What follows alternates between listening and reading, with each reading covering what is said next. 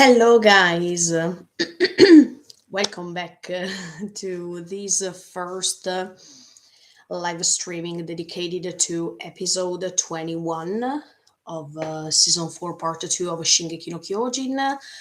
Thank you so much for the support. Look, as I told you yesterday, this will be part 1. Tomorrow, part 2 will come and it would be pretty long this episode too. Sorry to say this, but there are so many things to analyze, so many things to tell you. So just be patient if you can. I mean, you're not forced to watch these huge live streamings.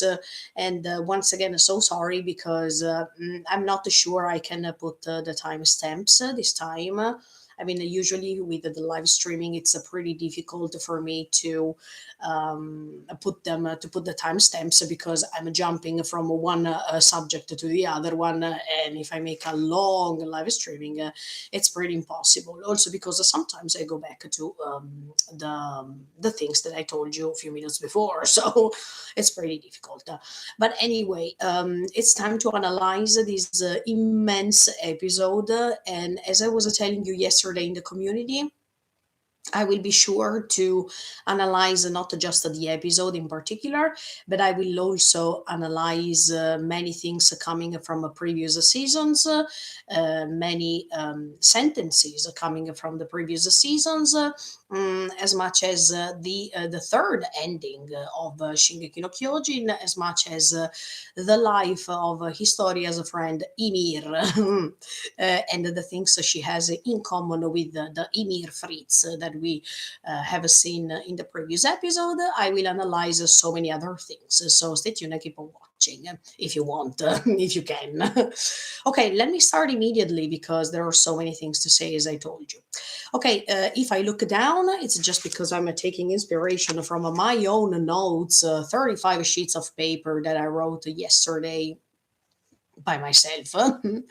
There will be even connections with the religion and mythology. So stay tuned because I yesterday I was like as if I was in high school and I was checking, I was making my researches. So you will have a deep analysis if you follow me. Okay, let me start immediately.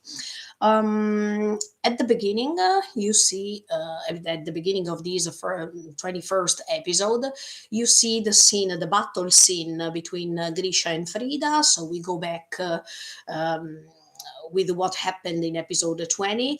But first of all, we see the battle between the two. Sorry if you see the light, is because the sunlight is pointing at me directly, but it's going to move as you all know. So. Um, but you see in this episode that Grisha didn't take lots of time to defeat her. And this was pretty nice to watch because we have never got in touch with that battle specifically.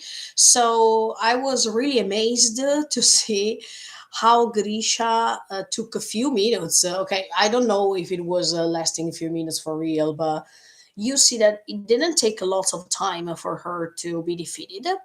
And for this reason, I wanted to tell you my thoughts regarding this, as I was telling you even in the previous analysis that I made of episode 20, why Grisha was not. Having lots of effort to defeat her, maybe because she was less powerful than Uri. This could be an option. In fact, you see that Frida is not so strong as Uri, in my opinion, but also because there were not so many years passed from the time in which she was chosen. So maybe definitely this can be one reason. The second reason why I think that Frida decided to leave her power to Grisha at this point without fighting so much, it was maybe because she actually didn't want to attack Grisha. Also, because you saw in the previous episode that definitely after Grisha said no, I don't want to do it, Frida was unsure about what to do, and she was pushed by her family members. But later you see from her eyes that actually she doesn't want to attack him, but she has to do it because otherwise she's afraid that something can happen to her family. So let's say that her primary instinct was that of not attacking him. So maybe even this decision to be defeated so easily was because she was even tired of the role she was embodying, or she actually didn't want to give this treatment to Grisha, the same person who said no at the beginning. Um, or actually, it was just because Grisha was so powerful at that moment that she couldn't handle it. Because let's remember the fact that when the Shingeki no Kyojin gets rebelled, I mean, he is going to attack with all his might and all his power, can be even more evil than other Kyojin. So these are the three options that I could detect, or I don't know what's right and what's wrong. I'm just telling you my thoughts. So if you think something differently, as I always told you, it's not a problem. I'm just enjoying to share with you all the thoughts that I collected based on my experience, based on what I've studied so far, based on the story itself. So let's just have fun together. This doesn't have to be something proper. And also because that's why I take so much time to collect my notes, and then I will collect them forever in my mind. But it's just to have fun. So yeah, I thought about these three options why Grisha didn't take lots of time to defeat her. But anyway, I liked that in those frames it's announced all this brutality. And even when Grisha is trying to eat Frida, that was so cruel, that was so brutal. As much as when he is trying to kill these other family members of the royal family. So you see that in this moment, the scene is pretty hard to handle. But then you see that the things are going back to the previous scene of episode 20. Okay, I'm not going to analyze this because I already analyzed it last week. But you see that they jump back into the scene in which um, Grisha and Zik are talking together. I mean, Grisha is talking to Zik and he's saying, please stop Eren. And then we start with the real episode once we go back to the dimension of the paths. Um, and Eren is starting saying something even more cruel, because he's saying, "Ah, we didn't even see the moment in which I'm eating my father." Oh, look at, do we need to see that? I mean, I'm so curious to see that, but at the same time, Eren is using a tone of voice that is despotic, that is rebellious, but at the same time so cruel that it's even hard to recognize him somehow, because he seems a totally different person. Or so far we have always seen Aeren that was not conscious of what of his actions, and in fact for years before, you know that Eren is getting in touch with this revelation that is going to change his story from that moment on. But definitely when he said, "Oh, we didn't even see how I ate my father," I was like, Eren, come on. He's pretty cold, and yeah, he's pretty brutal, even in by using this language that is full of hatred. But it's pretty sad to see him talking like this, especially after we saw how Eren was going through uh, throughout these previous seasons. But sometimes it's really amazing to see his development of character, and some other time it's pretty sad to see that we will never be able to see the Eren of before? Maybe, maybe not. Let's see. I don't want to project my future thoughts. I'm just going with the flow. So if now I'm going to tell you one thing, then it doesn't mean that it's the 100% thing of what I'm thinking. It's just related to this episode. Maybe next week I'm going to say something else. So you have to remember also that I am an anime only. So I definitely don't know what's coming next. And that's why I'm going with the flow with the episodes. Otherwise, I would have read the manga and we were going to stay here analyzing every single inch of the manga. But that's not going to happen. Not yet. Later in the future, I'm going to do that too. But okay. Okay, so Zeke understands how this story is going on, and finally he understands all the things.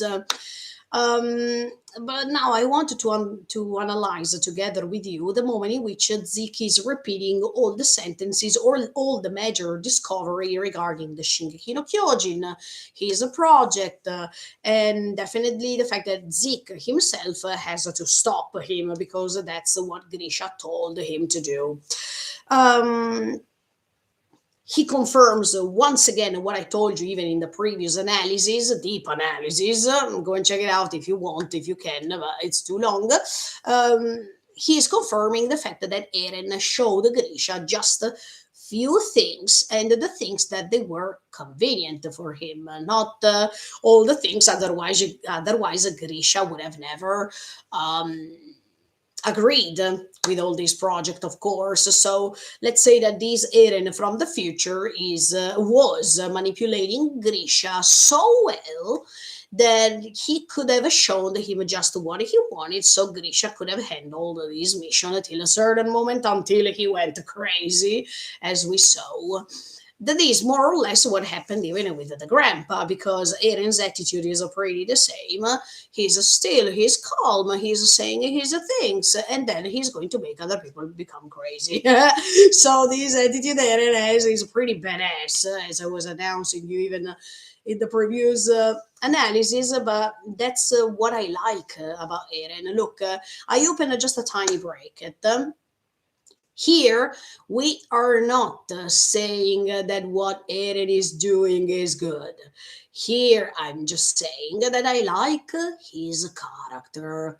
As much as I like the Itachi Uchiha, there was another great character, no matter if he slaughtered all his family by leaving Sasuke alone. So you, when I say to you that you have not to be so serious about these things, it's when you, not you who are watching, but you who wrote those bad comments about me, you are saying that I am standing the genocide and all these things. No, I'm just saying that I like Eren as a character, as a development of his character, and I like how badass he is as much as I like so many other badass characters in many other anime stories. Ashelado, for example, Uchiha Itachi, Pain, Madara, they exterminate lots of people, millions of people, but that doesn't mean that they are not great characters. So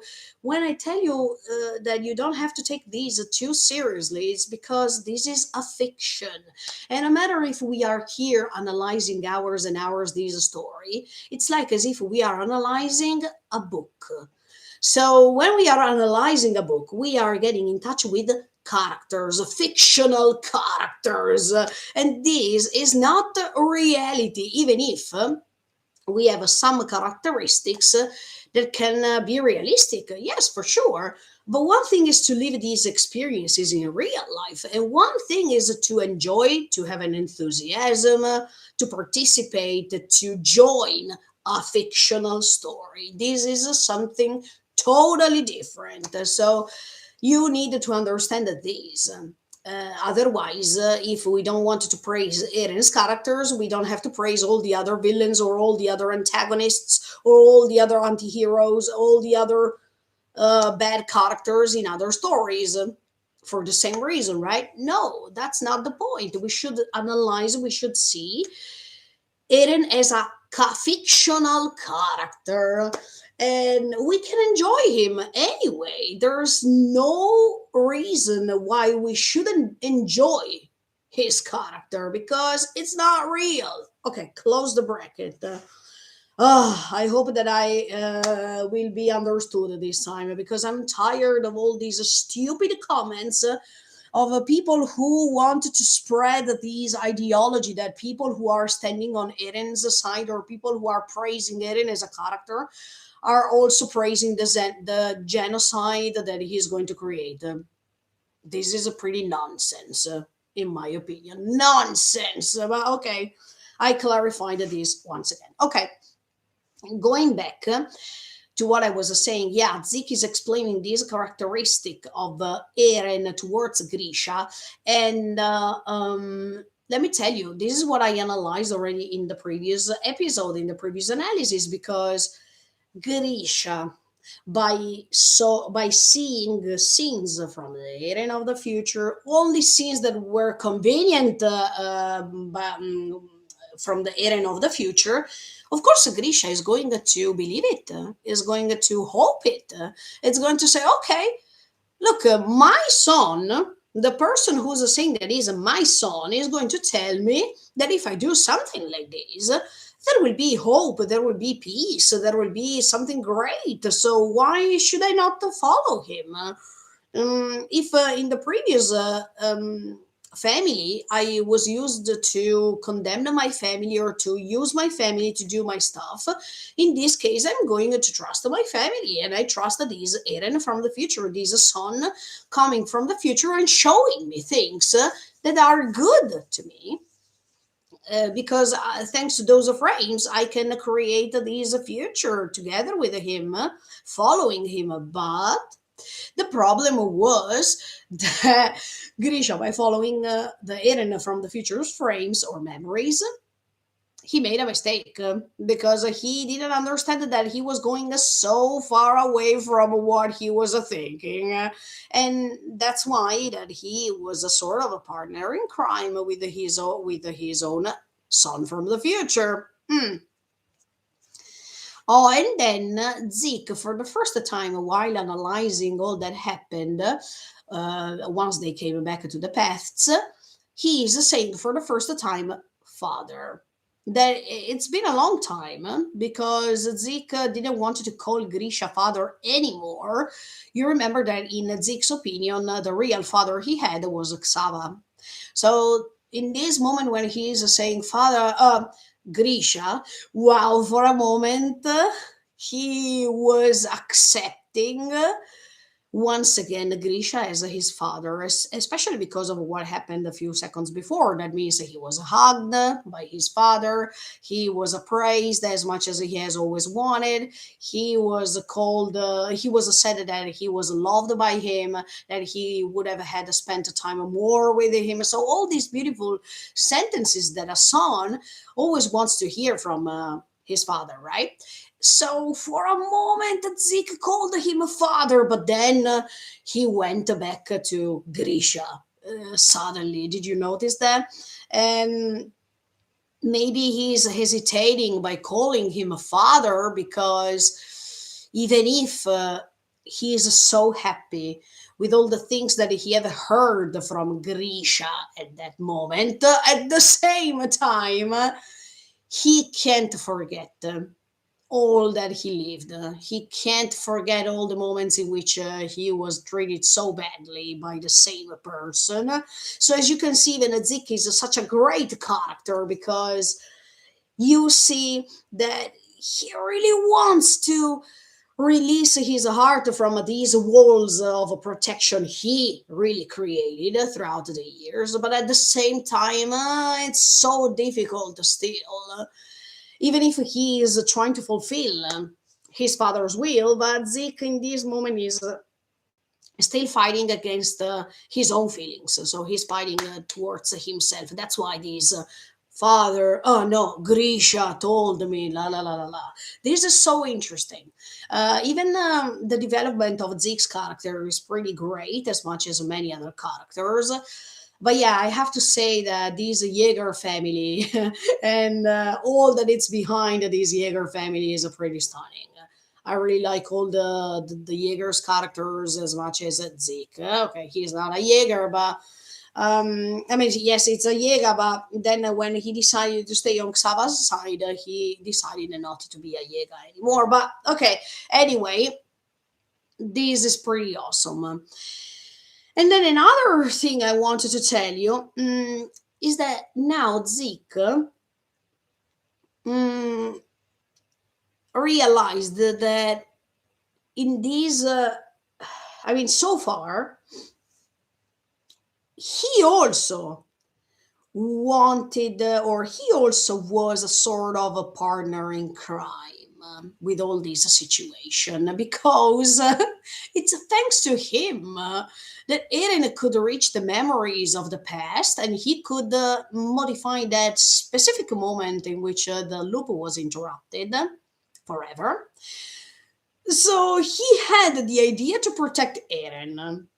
He had the idea to show Eren everything so he could change his mind. But later he discovers that everything that is going to happen so soon, it's just because of him, thanks to him. So it's like as if not just Grisha who was a partner in crime with this Eren of the future, but even Zeke. Because Zeke, by taking him to these memories, he could create all this mess. Okay, he could create even the chance to see Grisha telling him all these beautiful things.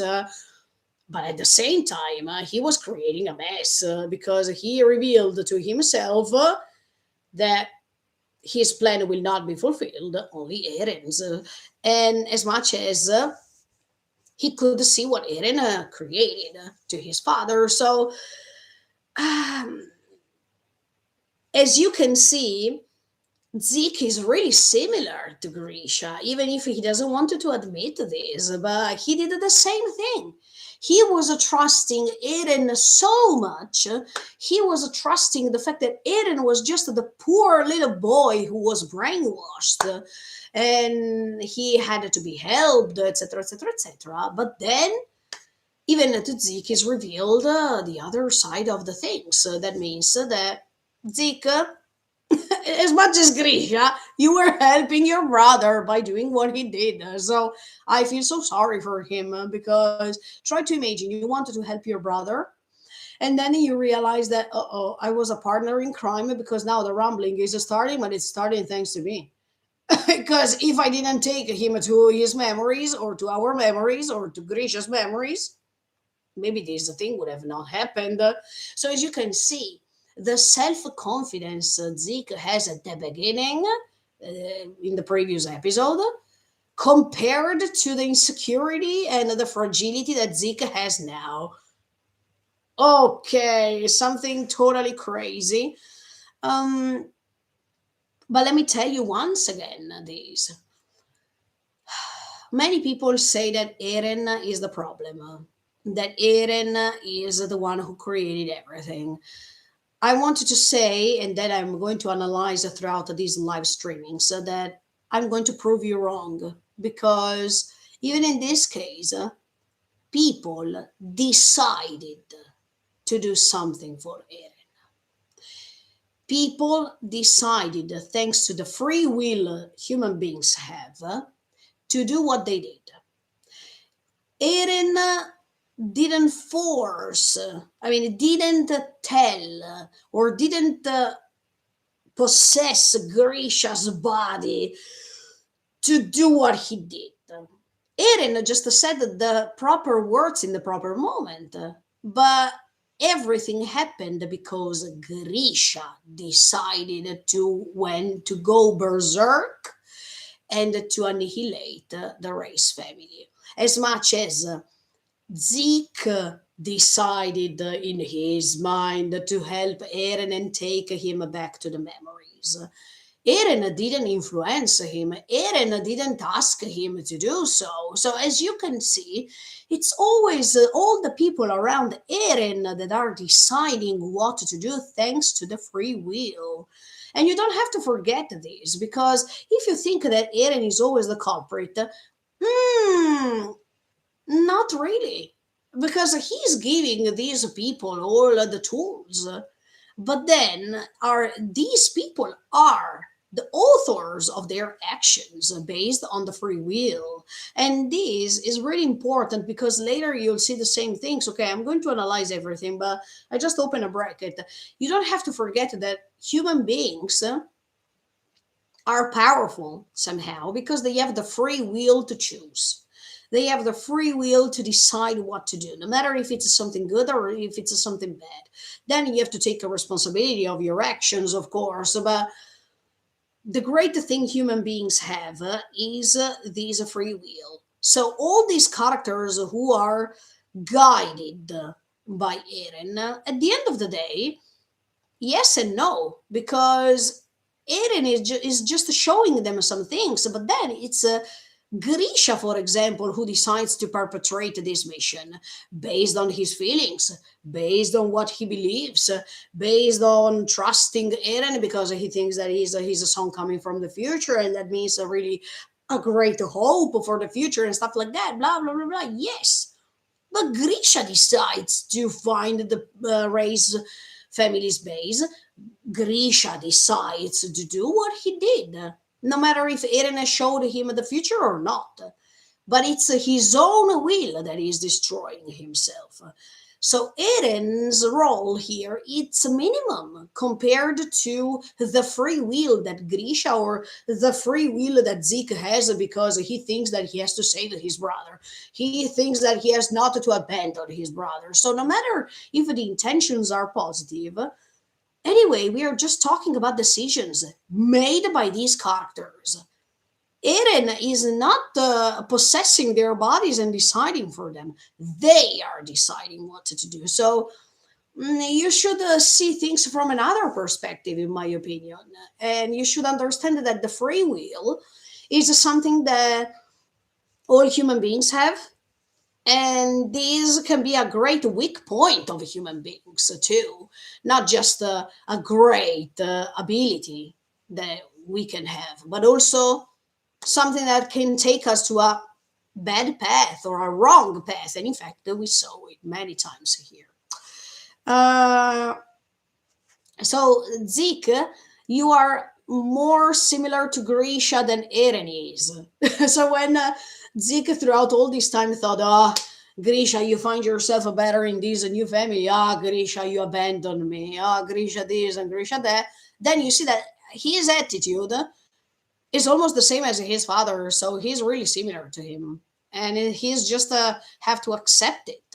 But it's pretty hard for Zeke to accept this because throughout his years without Grisha, he was proving himself. No, I am different from my father. No, I'm not doing the same things of my father and all these things. But it's not true because when it was the moment in which he was getting in touch with Eren, he was doing the same thing Grisha did. That means support him, trust him, being in contact with him. And then both were the same victims of the same character, or they were the victims of their free will to choose what to do. So this is super amazing. I really like this story also because of this. Mm, then the fact that Eren, yes, he is repeating that he was able to see all the memories from his father's perspective. And we see once again I mean, he is analyzing the fact that he could stop this loop in the moment in which he decided to force or to ten. It's not a, yeah, it's stupid to say that Eren forced his father. Eren found the proper words in the proper moment to convince Grisha or to give Grisha the tools of his own actions later, thanks to his free will. So I'm going to stop by saying that Eren forced this, Eren forced that. No, Eren is giving them the tools, and then these characters are acting on their own free will. Um, but anyway, Eren is explaining that 4 years before, he was kissing Historia's hand, And in that moment, he realized everything. I tell you this once again, try for a second to put yourself in Eren's position of 4 years before. He has in his mind all the projects that he has.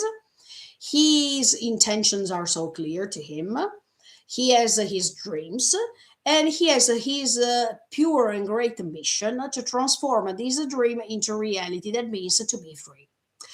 Suddenly, you kiss Historia's hand, and all of your dreams, all of your beliefs, all of your convictions are destroyed, because you're going to see in few frames only, and then I'm going to tell you this,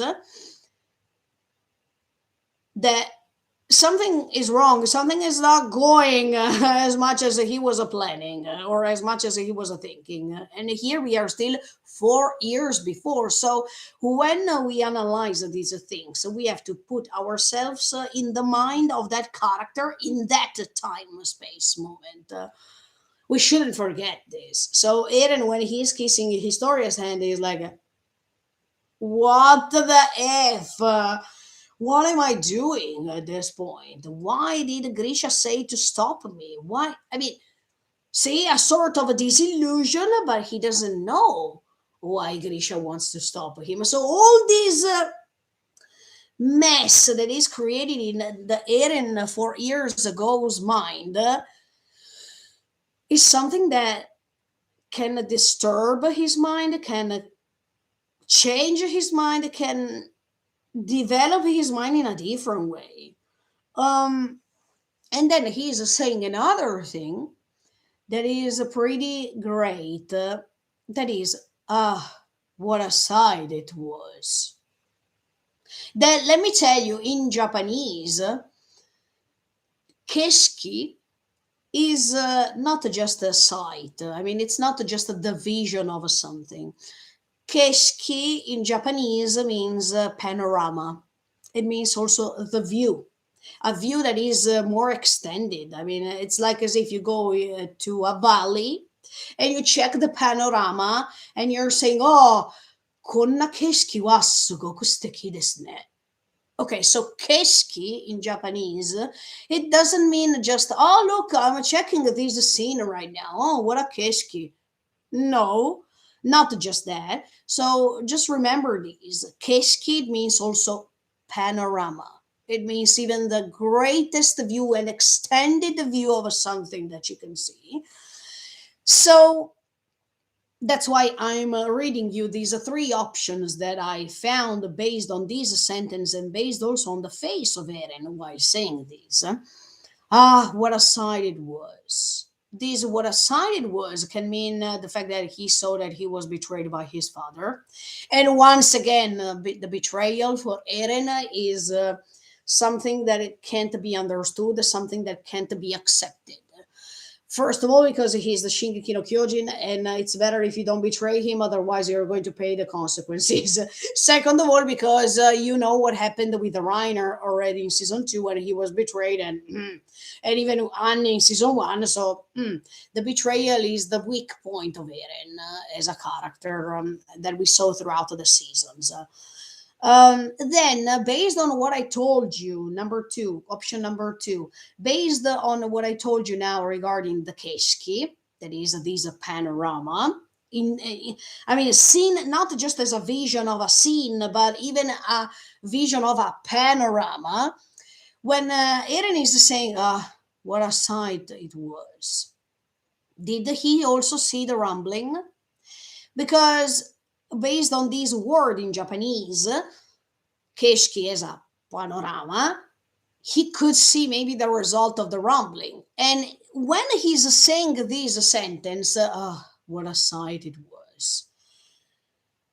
Eren says it not firmly as before. I mean, he is not having that attitude as before, an attitude of a person that is presumptuous, that is arrogant, that is trying to control others and stuff like this. In that moment, Eren is seeing these face, he's showing us these faces if he is pretty regretful or he is still sad anyway for everything that is going to happen soon.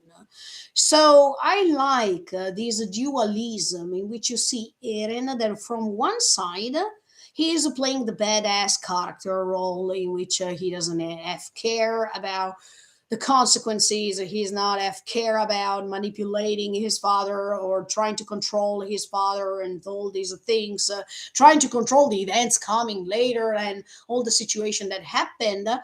But on the other side, you're able to find some glimpse of an eye of Eren, not just in the previous episode, but even in this episode, in which you see as if Eren feels already regretful of what he became, or he feels pretty sad about the consequences that are coming, as if he feels really guilty, definitely. I don't think, I still don't believe Eren. I still don't believe that Eren feels proud of what he's doing, or that Eren feels so happy for this. No, I think that he feels really guilty. I think that he feels traumatized too of what he became. And he also feels pretty sad. But one thing is to feel what he feels, and one thing is to follow what he is. These are two different things. No matter if Eren is pretty sad of the consequences that he is about to develop, at the same time, by being who he is since he was born, he can't betray himself. And unfortunately, from his point of view, he has to move forward because everything that he is doing is definitely something necessary. So this character is majestic because you see all these sides of his personality, and you see how hard is for Eren too to do what he has to do. That's why definitely I don't think that he is a villain, because a villain he is not ashamed of what he's doing, and a villain is the typical character that he enjoys by becoming evil. He enjoys by creating problems, or to um, the fact that he's going to exterminate all the world. Okay. um, no, Lady Yuna, it's simple. Why I think that Eren is sad is because of all the sad faces he's making in the previous episode and also in this episode. If you check Eren sometimes, you see this melancholic face he has, or especially after his father decided to exterminate the race family, he is now making a proud face of what happened. Check it out. Go back in episode 20 and you will see that Eren is making a face like, instead of being like this, I made it, he is making a face like this. And this is not a typical face of a person who is proud of what he's doing.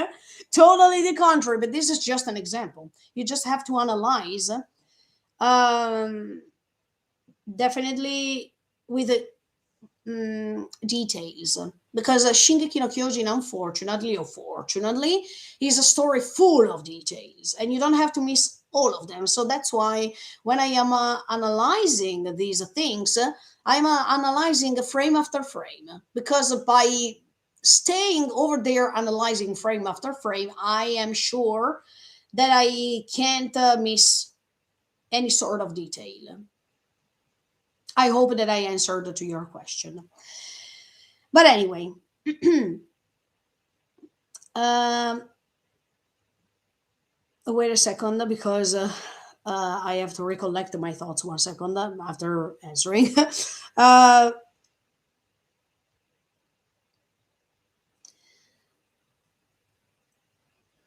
so now, in this moment, I went back. I mean, when Eren is saying, what a sight it was. Based on what happened when he kissed Historia's hand, yesterday I went back to watch season 3, part 2, the last episode, episode 10. The reason why I went back over there is because of Eren's face that he's making when he said what a sight it was. And also because we can understand Eren's intentions even in season 3, part 2. And they are pretty clear. And this makes you understand that to me, okay, he can't be a demon only, as many people are saying, oh, the evil character is Eren only. Yeah. No. Okay. Anyway, I went back analyzing season 3, part 2, that frame in which he is kissing Historia's hand. But I wanted to step back a few frames before because this is really important. Okay, I wrote everything here, so now I'm going to just read and say what I collected.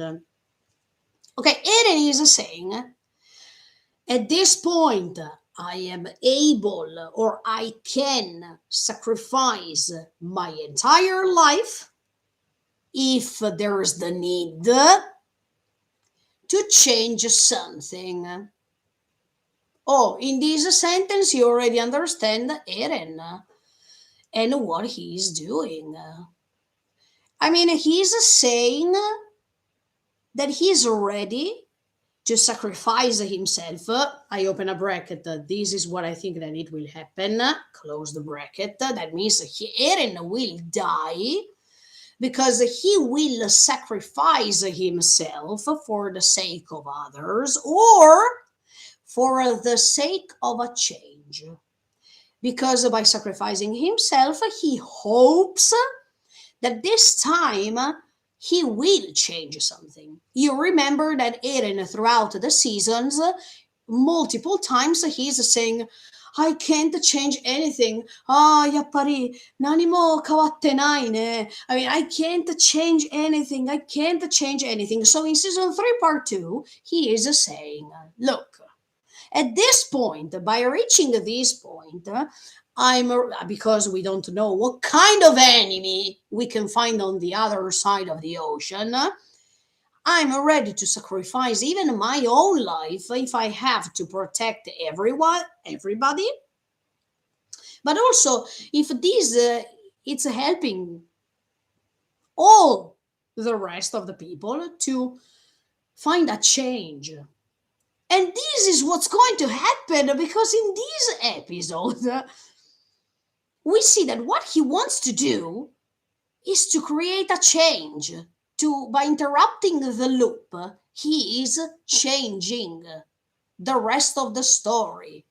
Instead of repeating the events, as we all know, for 2000 years, Eren in that moment is changing something. So what he is saying in season 3, part 2 is just anticipating, definitely, what's going to happen, but he is ready to sacrifice himself. So when you are going to sacrifice yourself, it doesn't mean that you are an evil character. It doesn't mean that you are a bad character. It means that the purpose, the final intention is good, to save all the people and to be able to create a change and thanks to that change, maybe all the pain is erased or the suffering is erased, maybe. But it's not a certainty. But now I'm not talking about the result. I'm talking about Eren's intentions. And Eren's intentions are not evil. Then, if the result is evil, then it's something else. But as I was telling you, I'm not talking about the result. I'm talking about the intention in season 3, part 2. So this is totally different. But anyway, let's go ahead. Then another thing that I noticed going back to that scene is that when Historia is walking in front of him, there is a moment in which Eren's face is full of light because there is the sunlight on his face. But when Historia is passing in front of him in order to give him the necklace, okay, Eren's face is turned dark. Guys, this is a frame that is anticipating everything more than anything, because you know that, as I was telling you, there is a sun, the sunlight pointing at Eren's face, and this means something positive. That Eren's intentions are something good, but then when his story is walking in front of him and his face is turned a little bit darker, these intentions are going to create a bad result for the future. And in fact, what Eren is going to do, that means starting the rumbling and becoming the Shiso, is something really terrible that is going on for the world, but also for himself. And Historia is walking in front of him. That means you all know what I mean. Okay, this is something crazy. That frame was already the anticipation of everything, because it was like a, oh my, I love Isayama Sensei. Love you so much for all these details that could spoiler us everything since the beginning. But um, did you understand what I mean? That moment was an anticipation, a huge spoiler. But I really like these symbols because they let you understand that you should read the story in a, not just in the usual way as all people do. That means, oh, Aaron is bad, full stop. Ah. You should see everything in general, not just what's convenient. Okay. And that was an anticipation, definitely. Then Eren in season 3, part 2, episode 10, I'm still analyzing those moments. He's saying, while thinking by himself, to himself, I mean, he's saying these things to himself, I will not sacrifice Historia. Another anticipation, because you remember that he was asking Historia to go over there to be pregnant and stuff like that. So he did. I mean, he kept this promise. But is this an anticipation of what's happening? I mean, is Historia going to survive? In my opinion, yes, because she is pregnant and she will be able to go ahead. I mean, she will be one of the people who will be able to move forward with the new generations. So, of course, she will survive. Is Eren, uh, thanks to this sentence, is Eren anticipating the fact that he will save Historia also because she is totally different from Frida? I told you, I analyzed already the way in which Historia is definitely different from Frida. And she, okay, let me analyze in few words. Historia prefers truth instead of ignorance. Historia prefers to stay being surrounded by her population and not by creating a hierarchy. And Historia prefers that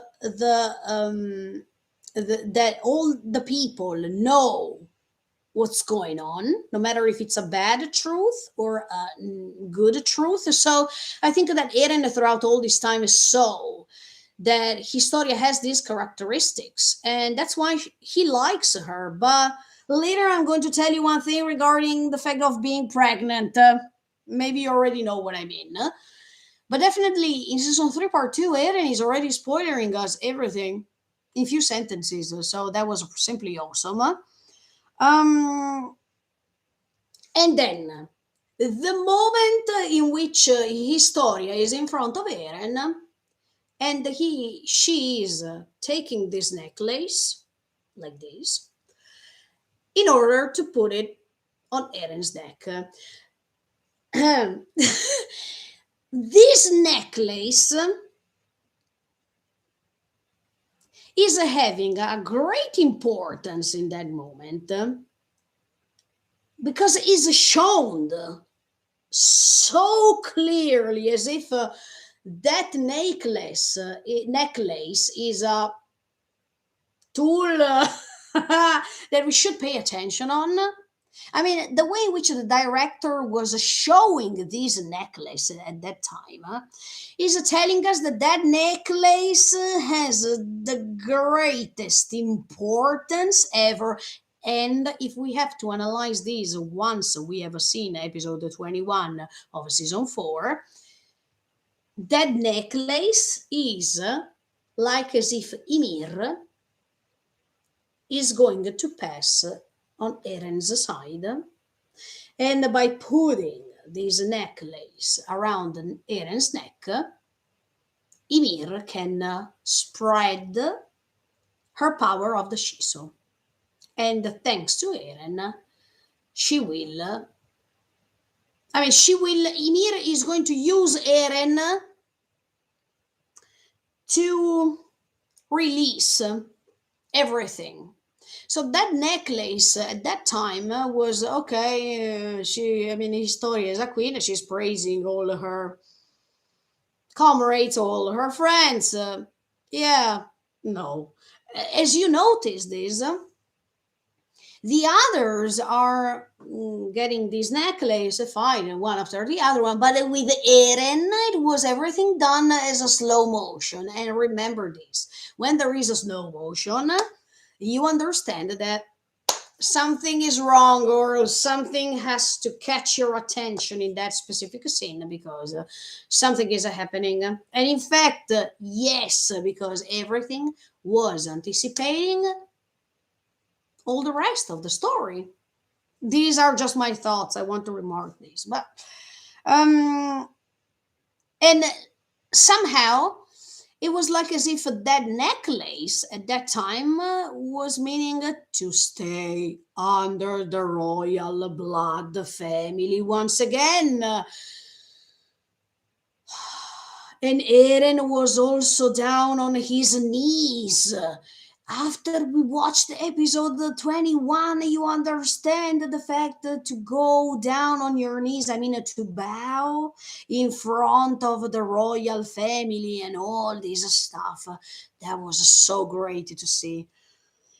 As much as the slavery to the royal blood family, to be used by them for their purposes. I mean, all this scene has a great meaning if we go back now and rewatch it. And then even the fact that there is a Historia in front of him who is a royal blood family member who is giving the necklace to the soldier that is bowing in front of her.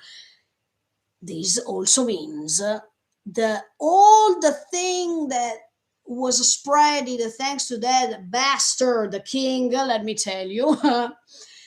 That means let's use the Titans to dominate the rest of the world. See? In fact, Eren, who was receiving the necklace, he was already the Shingeki no Kyojin.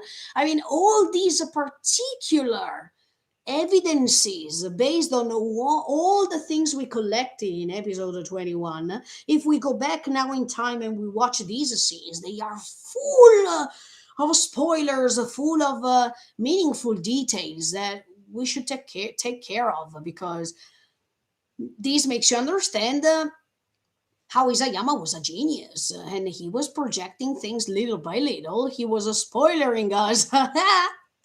Even if we were anime only, in our subconscious, we already got all the info. But we couldn't detect them because the subconscious is not like the conscious. Unconscious. These are two difficult things to explain, but I think you know what I mean. Plus, Historia is the crown. That even if it's a little bit different from King Fritz of 2000 years before, but the crown that is symbolizing this. So you have to see this scene in a different way, not just Historia is praising Eren after all the great things he did. No, not just that. You should see this scene also in a more detailed way.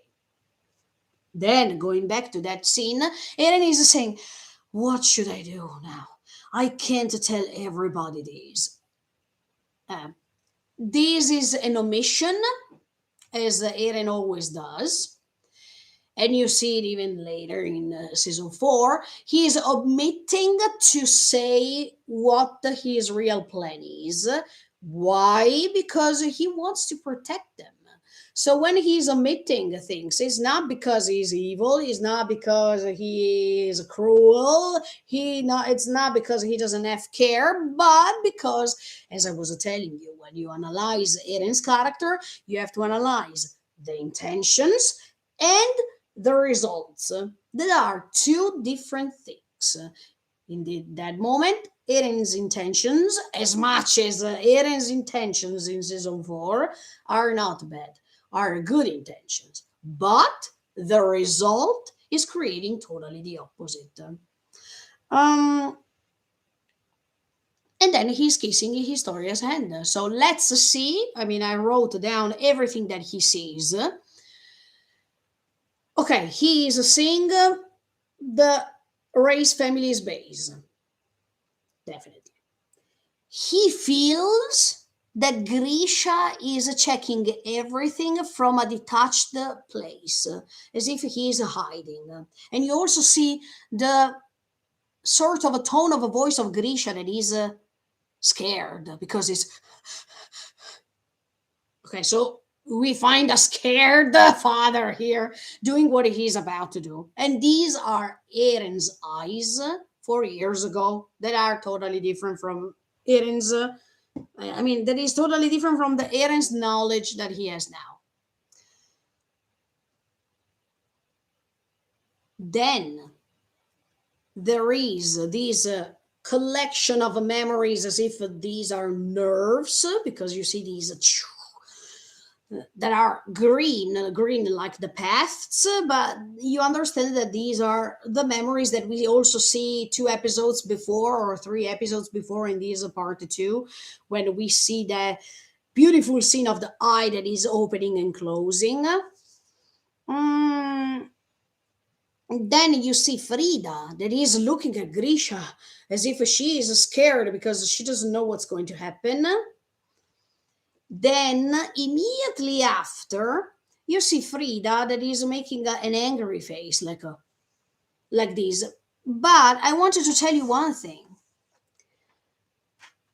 In these memories of Eren of season 3, part 2, while he's kissing Historia's hand, it seems that Frida is making an angry face while Grisha is saying, "Look, I am an Eldian. I'm a Yumiru no Tami. I'm here because I want to ask you if you can stop the Kyojin." Okay, throughout all this sentence, if you check it, it's like as if Frida is already angry at him while saying these things. But if you check the not yesterday, if you check the last week's episode in which we see the real memories and what really happened, Frida is not making an angry face while Grisha is saying these things.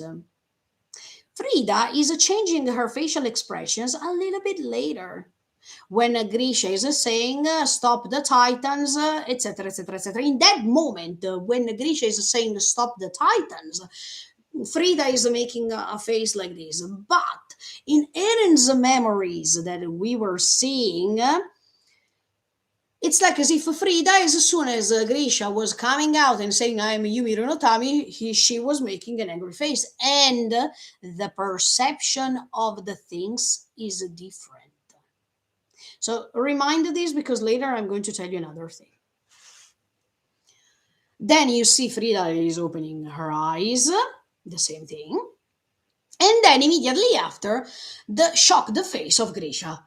Because in that moment, of course, he is tempted by this Eren of the future's voice who is inside his brain telling him this, and this, to do this, and that. And immediately after, even Eren has this shocked face because he understood that he was trying to control his father, that he decided to manipulate his thoughts as much as he understood that Grisha told Zeke please, Zeke, stop Eren. So he maybe saw even the rumbling at that time, as much as he saw all this bad stuff, in his opinion, of course. But remember what I told you a few seconds ago.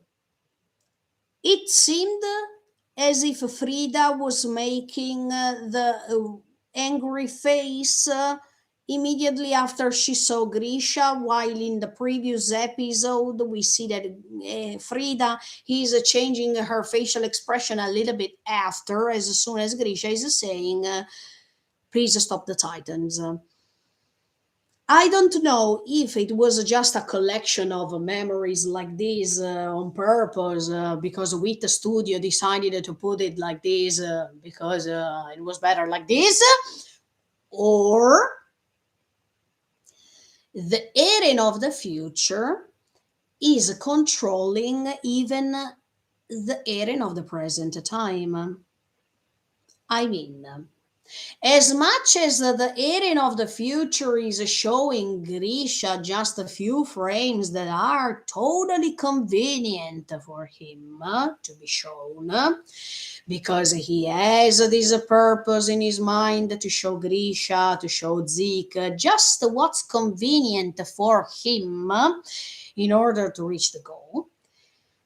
Is the Eren of the future at that time, I'm talking about 4 years ago, not now.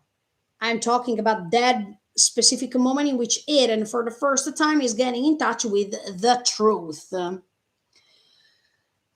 Is the Eren of the future showing the Eren of that present time, 4 years ago, showing specific frames to convince the Eren of 4 years ago to do some other stuff? Because by seeing just a few frames, those frames who are convenient for the Eren of the future, Eren can decide to move forward and can have the same instinct that Grisha had at that time when he was helping the Eren of the future. The reason why I'm saying this is because if the Eren of 4 years ago, thanks to the Eren of the future, could see only a few frames and just convenient frames, maybe that's why he is going to Liberio. Maybe that's why he wants to go alone to Liberio, because he thinks, thanks to the frames he saw by the Eren of the future, he thinks, if I go to Liberio, thanks to the frames that I saw, maybe I can create a difference. I can help them. I can save all of them. So the intention was good. But then things went wrong, and in fact, Sasha died. So what I'm saying is Eren controlled by the Eren of the future too? Because if Eren is controlled by the Eren of the future, and he can just see frames from the future too, and not entirely, does this mean that he's doing everything like this without even knowing the risks that he is going to take? So here you see another loop, because at that point, Eren can become like a Grisha. And Eren, who thinks that he's controlling others, actually, he also, the present Eren, is also controlled by his future, by his memories of the future, by the Eren of the future. So this is scary if you think about that. But I will analyze this later when Zeke is saying something in particular, so stay tuned. But did you understand what I mean? This could be really interesting.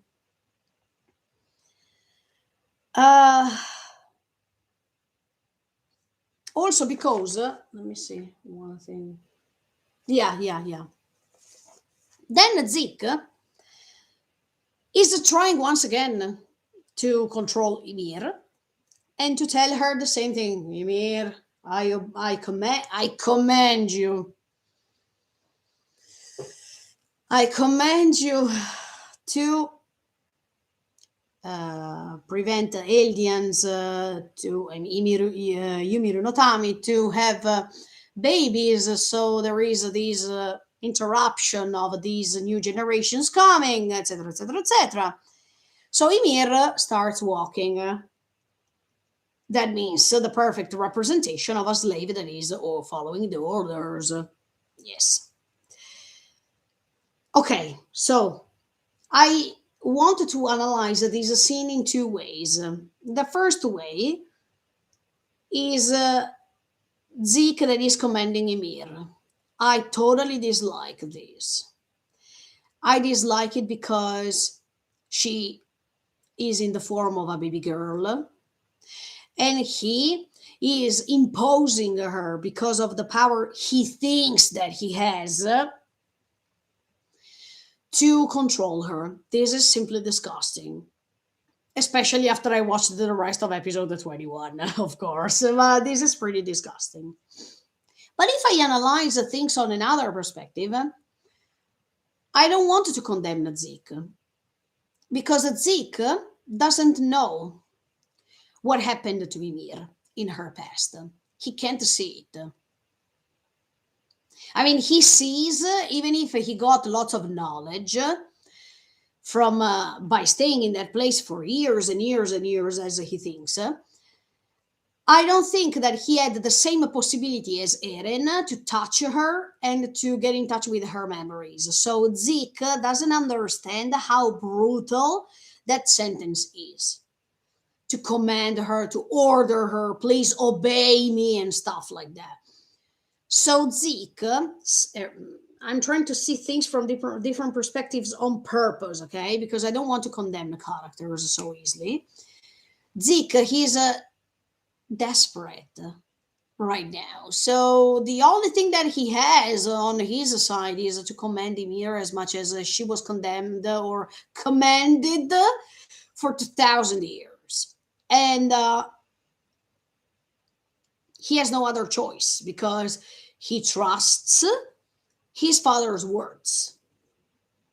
And he has to stop Eren because Grisha saw something terrible coming. The rumbling and the Shiso version. So I think that Zeke, in that specific moment, as much as at the end of the episode, even if at the end of the episode is even worse, but he is totally desperate. He doesn't know how else to find a way to stop Eren. So the only way is to command Ymir, even if it's something bad to do, but if there is the only way, let's do it. So I don't want to condemn Zeke because I want to put myself in his position and to try to understand why he did it, why he was commanding once again Ymir to do something like this. And he prefers, listen carefully to this sentence that I'm saying, he prefers to enslave one person to save the entire world. That means, okay, if I have to turn Ymir into a slave, that's fine, because if I can save the rest of the world, is even better. This is the usual concept that you see in anime, in which you see, should I save one person or millions of people? What matters most? What's the most important thing? This is a great question mark to me, because I said the same thing on Platinum End. When Mirai feels still guilty because Metropoliman is dead, while for the rest of his other comrades, the world matters more than Metropoliman, who's dead.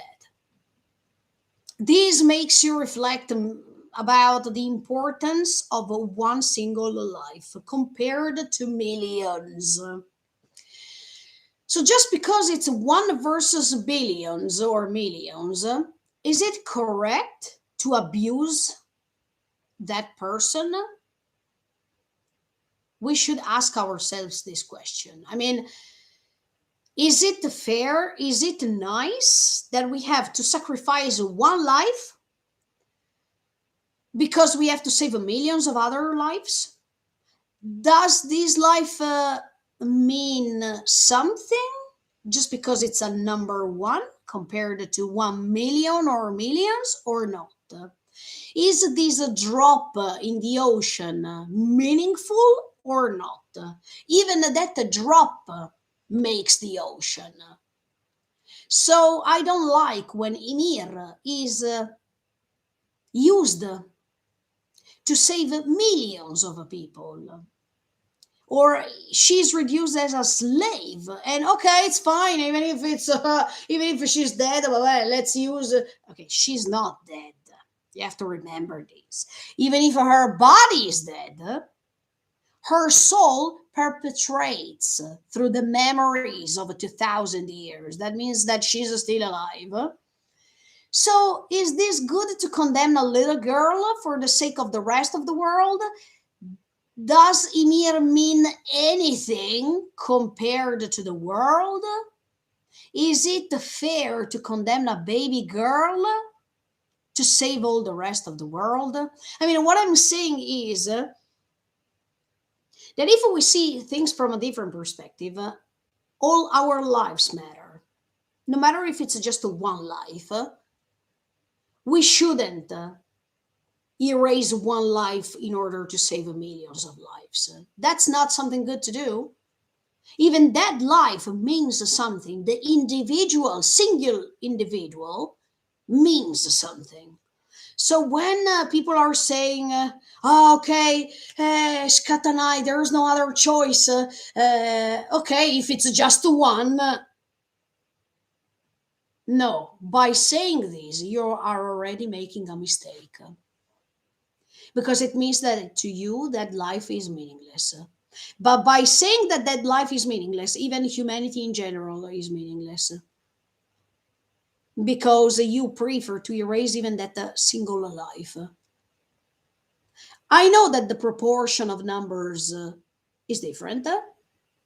And I know that usually it's good to preserve the highest number instead of the lowest. But that lowest number still means something. It doesn't matter if it's a 1 or 1 million, it's always a number. And as a number or as a human being, he or she matters. That's why when people are saying, Aaron, okay, later I'm going to explain you even tomorrow what I believe, but take it not as a main thought, but just to let you understand what I'm meaning. Aaron is sacrificing millions of people by destroying the world and preferring to kill innocents. Wasn't Ymir an innocent person too? Or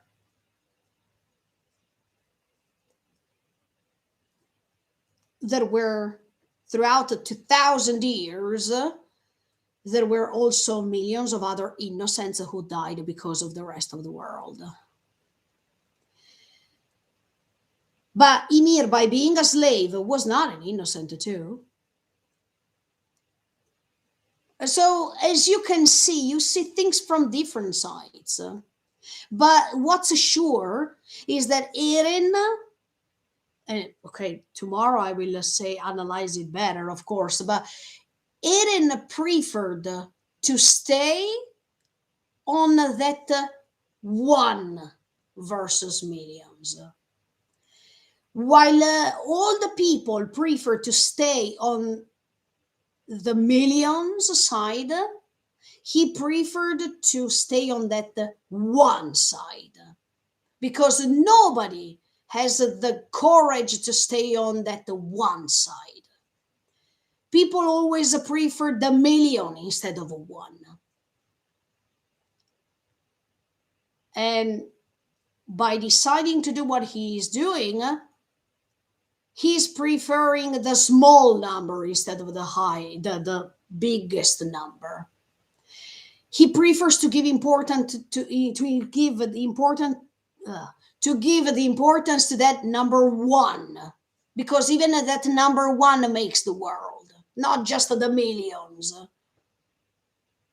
Even that number one is the drop in the ocean and shouldn't be scammed or bullied or slaved. Even that number one has a meaning. And okay, even if it's something controversial to say, but that number one is not meaningless. And that number one doesn't have to be sacrificed for 2000 years for the sake of millions. Because even that number one cares, matters, and has its own importance.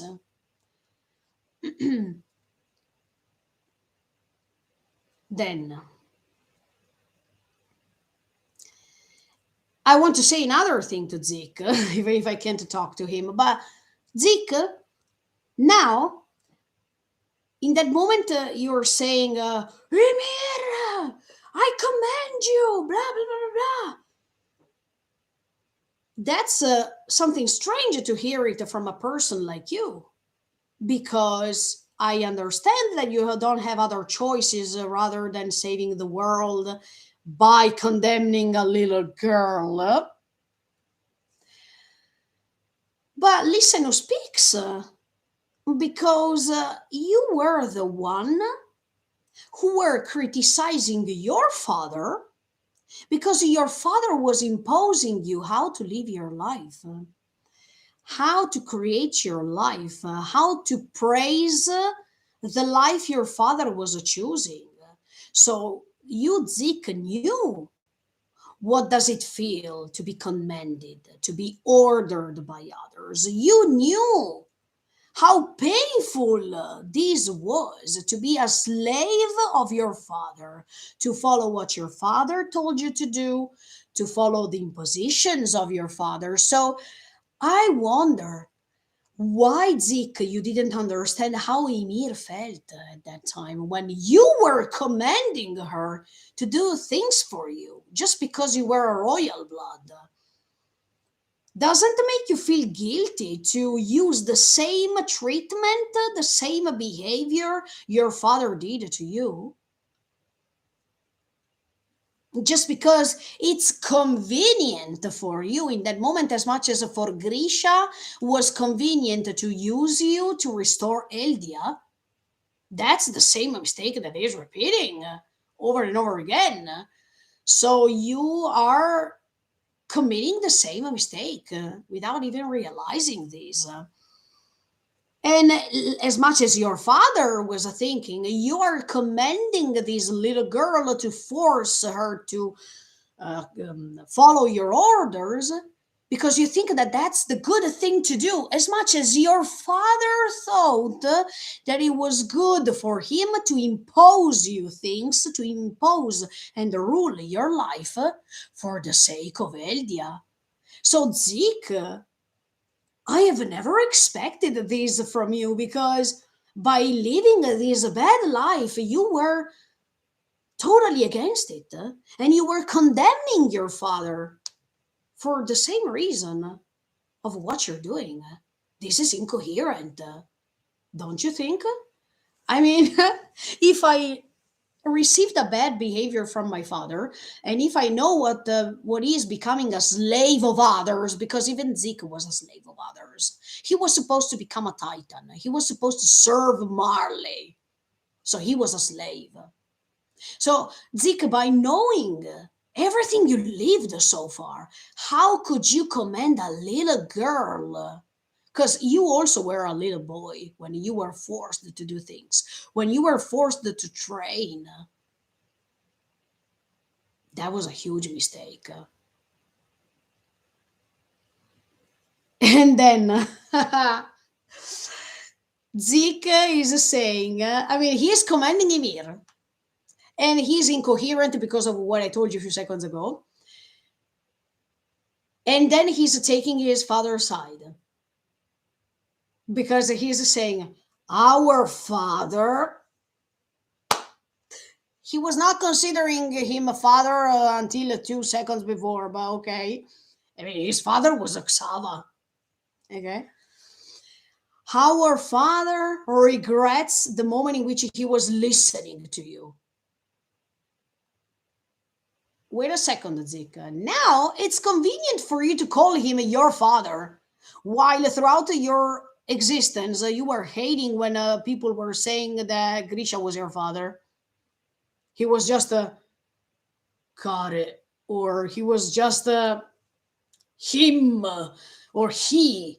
You didn't even want to call him father, but now that it's convenient the situation for you to do what you did. Okay, our father. I mean, this is ridiculous. But okay, our father regrets to have listened to you. Oh, okay. Now, I wanted to open a religious bracket. Follow me, okay? Eren, in the moment in which Zik is saying that thing, Eren is making a face that is pretty devilish, like a like something like this. Okay, okay. I can't recreate the same face as Eren, but you understand what I mean. If we see things from a religious perspective, and I put it even if I okay, it's just a plus, just for you, my dear subscribers. But okay, uh, our father regretted to have listened to you. If we see things from a religious perspective, our Father is God, regretted to have listened to you. You have to remember that in Catholic religion, Lucifer is uh, uh, is an angel, and he was really devoted to God. But when Lucifer felt betrayed by it, God regretted to have listened to him, to have taken care of him, and in order to punish him, was sent to hell. I mean, he was sent down on earth and he could create this abyss, and at the end of the abyss, he could create hell. So Eren, when he's making that face, that angry face, like this, when Zik is saying, our father regretted to have listened to you. It's like Eren in that moment is like Lucifer. Lucifer, who was betrayed by God, who was the son of God, as much as Eren was the son of Grisha, and the devil that is sent away because he was creating a mess. And he was sent away from heaven in order to reach hell. As much as now Eren is chained, he can't move, as if that's the punishment. He has to see the glory of God that is made in front of him to prove him that God is superior than him. But as it happens in Catholic religion, the devil wants to rebel on this. The devil wants to prove that, I mean, Lucifer wants to prove God that he is superior than him and that he is not stopping moving forward, creating his own plan. And he doesn't want to stop. I mean, there's a plan of Lucifer is to destroy the world, to put all the devils on earth because that's his dominion. So if we see everything from a religious perspective, it's like as if Grisha, by playing the role of a god, rebels on these human temptations. That is Eren talking to him like, you have, don't you remember what happened, blah, blah, blah, blah, blah. And these temptations are coming from the same son that was called the preferred one. Also because Lucifer was really intelligent. I mean, he was really smart. He had great characteristics. He was one of the best angels, actually. So do you remember when Zeke was saying, ah, no, look, Grisha prefers you than me. See, all this stuff. If you wanted to see things like this in a religious way, it's possible. I mean, there are, even later, I can tell you that there are some religious connections, yes. But here, in fact, you see that Eren that is trying to be chained, it's like the devil when it's exorcised, let's say, when it's stopped over there and he can't move. Or anyway, if we analyze the word devil, or yes, devil in Italian, diavolo, it comes from diabolus, or this sort of word that means opposition.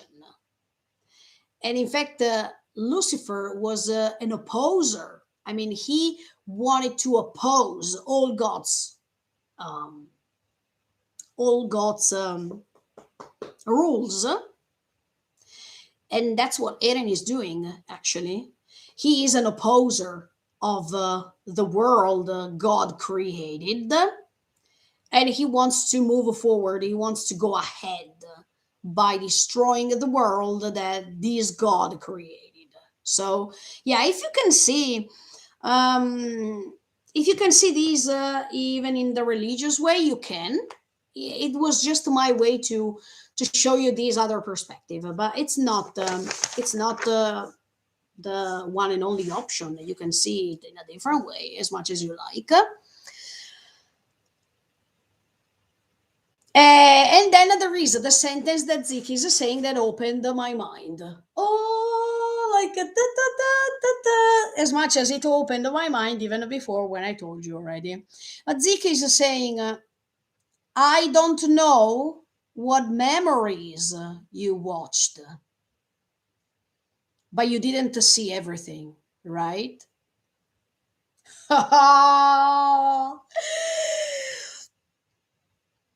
From this thing, you understand that Eren, the Eren of the present, I mean the present time, as much as the Eren of 4 years before, is having the same journey of Grisha. I mean, even the present Eren can't see everything from the future. And he is tricked by these frames he sees sometimes. And this makes you understand how sad this story will be. Because once again, as much as Grisha did, he is convinced by seeing just those frames, he thinks that he sees everything. He thinks that he knows how this story will end, but he can't be convinced 100%. So maybe he doesn't even see what's happening after the rumbling. Maybe Eren is convinced at this point. Look, I was telling you previously that I was convinced that Eren knows that he dies. Yes, it can be possible, but at this point, no, it can be possible too. Does he know? Okay, he knows. The only thing that he knows, yes, is that he has a time limit. Okay, as a Titan, he has. But who knows? Maybe he believed that he could survive.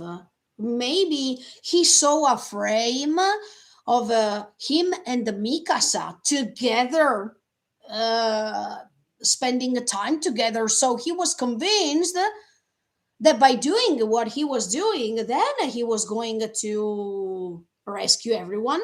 and he was going to recreate a peaceful life together with the love of his life. Never say never. So, as much as what happened to Grisha, it can happen even to Eren. And by being tricked by these frames he can see,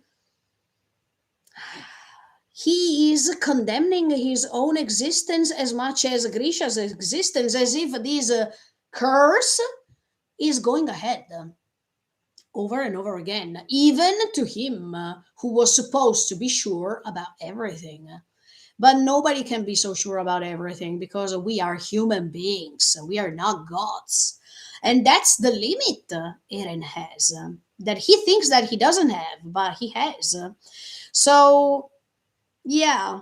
Mm, that's why some minutes ago I was saying to you, look, does this mean that Eren saw some frames about Liberio, for example, and that's why he thought that it was good to go over there and attack Liberio because there was a way to change things, while later, unfortunately, Sasha died. But he couldn't see Sasha dying. So, or he saw Sasha dying, and he said at that point, just by that frame, he said, okay, I'm going to Liberio because I saw that Sasha is dying. So it's better if I go to Liberio and I'm going to attack them all. So I prevent Sasha's death, but then Sasha's death. But then he didn't know that Sasha's death was caused by his attack on Liberio. Do you understand what I mean? This is strange, but this is crazy at the same time because it makes you understand that Eren is doing everything that he is doing based on some frames that he saw. And he's doing the same thing Grisha did without knowing that by doing this, he's automatically condemned his own existence. And while maybe he thinks that he can create a peaceful world without any problems by saving a paradise only, he doesn't know that maybe the frames in which he saw that he was peaceful in the future, maybe they were just happening before instead of after. Maybe he saw a scene in which he is together with Mikasa and he was spending lots of time with her by being happy. Is this true, or it's just a frame coming from his past? We don't know. I mean, his past situation, that means before going to Liberio, maybe. But he took it for granted because at that time, by seeing that frame, he thought, look, there is this beautiful frame of me and Mikasa together in the future. So what I'm doing is totally correct. No, it's not, because you will die and Mikasa will stay alone. But he doesn't know this. So he's going with the flow thanks to these frames, but these frames are automatically tricking him as much as being convinced that by starting the rumbling, everything will be fine, a paradise will be saved, and no problems are coming later. It's wrong, Eren, because in paradise there are also corrupted people too. I mean, you wanted to save a paradise, but inside of a paradise, we know how corrupted the people could be. So it's not that by erasing the rest of the world you erase all the problems.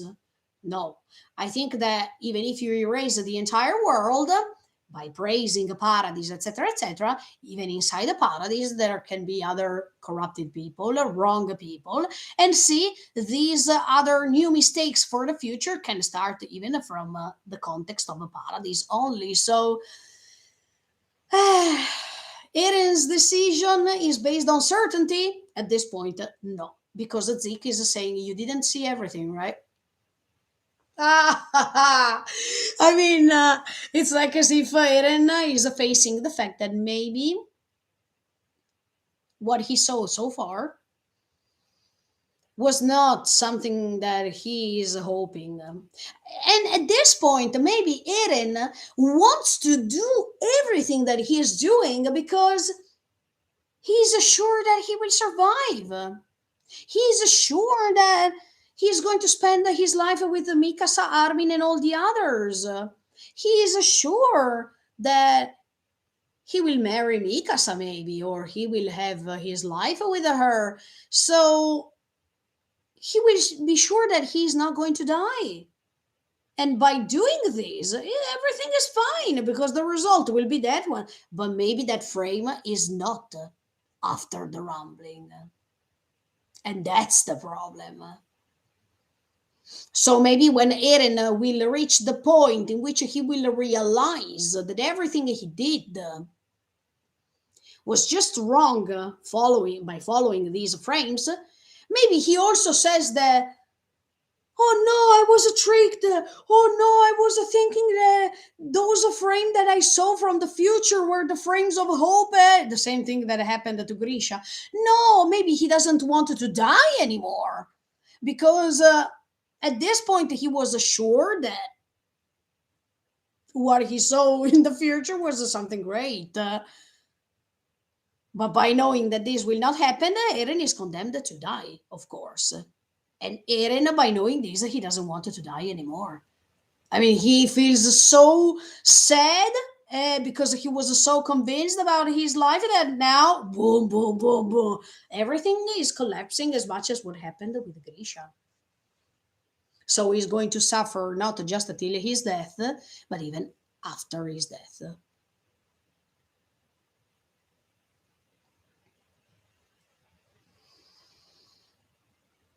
In fact, following what Zeke said, he's also saying you didn't know that you couldn't use the Shiso power in that dimension. I mean, in the dimension of the paths. Oh, and this is one of the characteristic of what Eren doesn't know. But I'm sure at this point that Eren didn't know many other things. And he is just doing what Grisha is doing. That means being controlled by the Eren of the future, doing everything that he did from 4 years before till now, because he's still convinced. But later he will understand that he is going to create a great mess and he can't go back anymore. And then Zeke is saying, you are the in this moment you are the most useless being as ever. Oh, look, this sentence was what make Eren go berserk. And in fact, Eren is starting screaming more than ever. Good job, Kajiyuki, for all of your effort. That was simply great. I could feel your scream, sorry, and I could feel the pain through that scream. And listen, it's the leitmotiv of Eren, being useless. I mean, Zeke said the worst sentence to Eren. His real weak point is this, to be useless. And in fact, throughout all the seasons, in season one, in season two, in season three, in season three part one, season three part two, season four part one, he always feels useless. Okay, if we go back in time, when Carla was dead, he felt useless because he couldn't protect her. In always in season one, when Annie was attacking them in the forest, he felt useless because he couldn't attack Annie. He didn't decide to attack and he preferred to trust the others.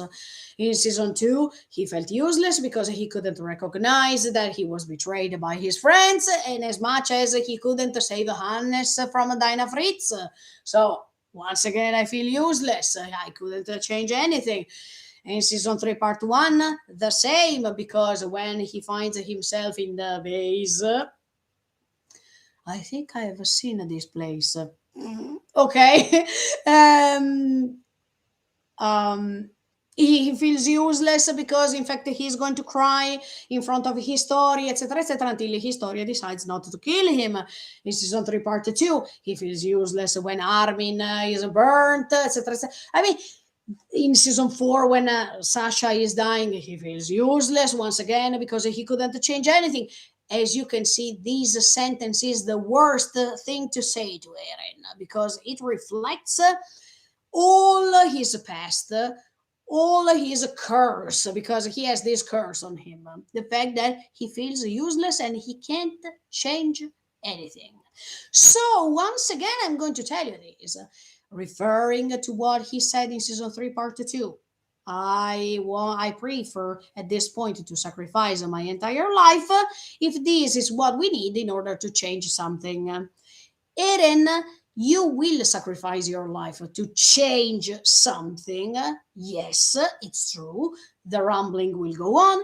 Millions of lives will be destroyed. You will erase the rest of the world except for Paradise. Yes, it's a great change, but this change is going to change everything or not? Because this is the point of this story. A character who wants to move forward by changing stuff, but is he going to change things for real? Hmm. This is the most important question mark. But anyway, we see that while Eren is hearing this sentence, he's screaming so loud, as much as he was screaming in season one, episode one. So this is a sort of a mirrored episode, not just by the titles, but also from Eren's face that is screaming, looking back like, ah! I mean, it has the same intensity and the same way, because you see Eren's eyes that is looking the same towards somewhere, and it's pretty awesome. Then yes, if we have to analyze episode one's title and episode 80's title, to you 2000 years after, I mean 2000 years later, that is episode one. That means to you Eren, but to you Paradise, in this case 2000 years later, yes, because you are still slaves of somebody. You're still slaves of the rest of the world. So to you, look, this is the same thing that is happening to you too 2000 years later. And in fact, the Paradise is the slave of the world. That means that the rest of the world is going to destroy Paradise, because Paradise, the toy that can be used by the world to play with. And they are slaves of the rest of the world because they are in a cage. And when you are inside a cage, you know that you have a owner, you have somebody outside of this cage ruling on you. And yeah, that's the same thing that happened to Ymir 2000 years before. And in fact, the title of this episode 80 is From You 2000 Years Ago. Because, of course, 2000 years ago, there was the beginning of the slavery of Yumi Tami. There was the beginning of the slavery of her population, because everything started from her by becoming a slave. So it's like as if this destiny of Yumi Tami, and later I'm going to analyze it pretty well, but it's like as if this destiny of Yumi Tami is repeating over and over again for 2000 years without being ashamed. I mean, over and over and over again.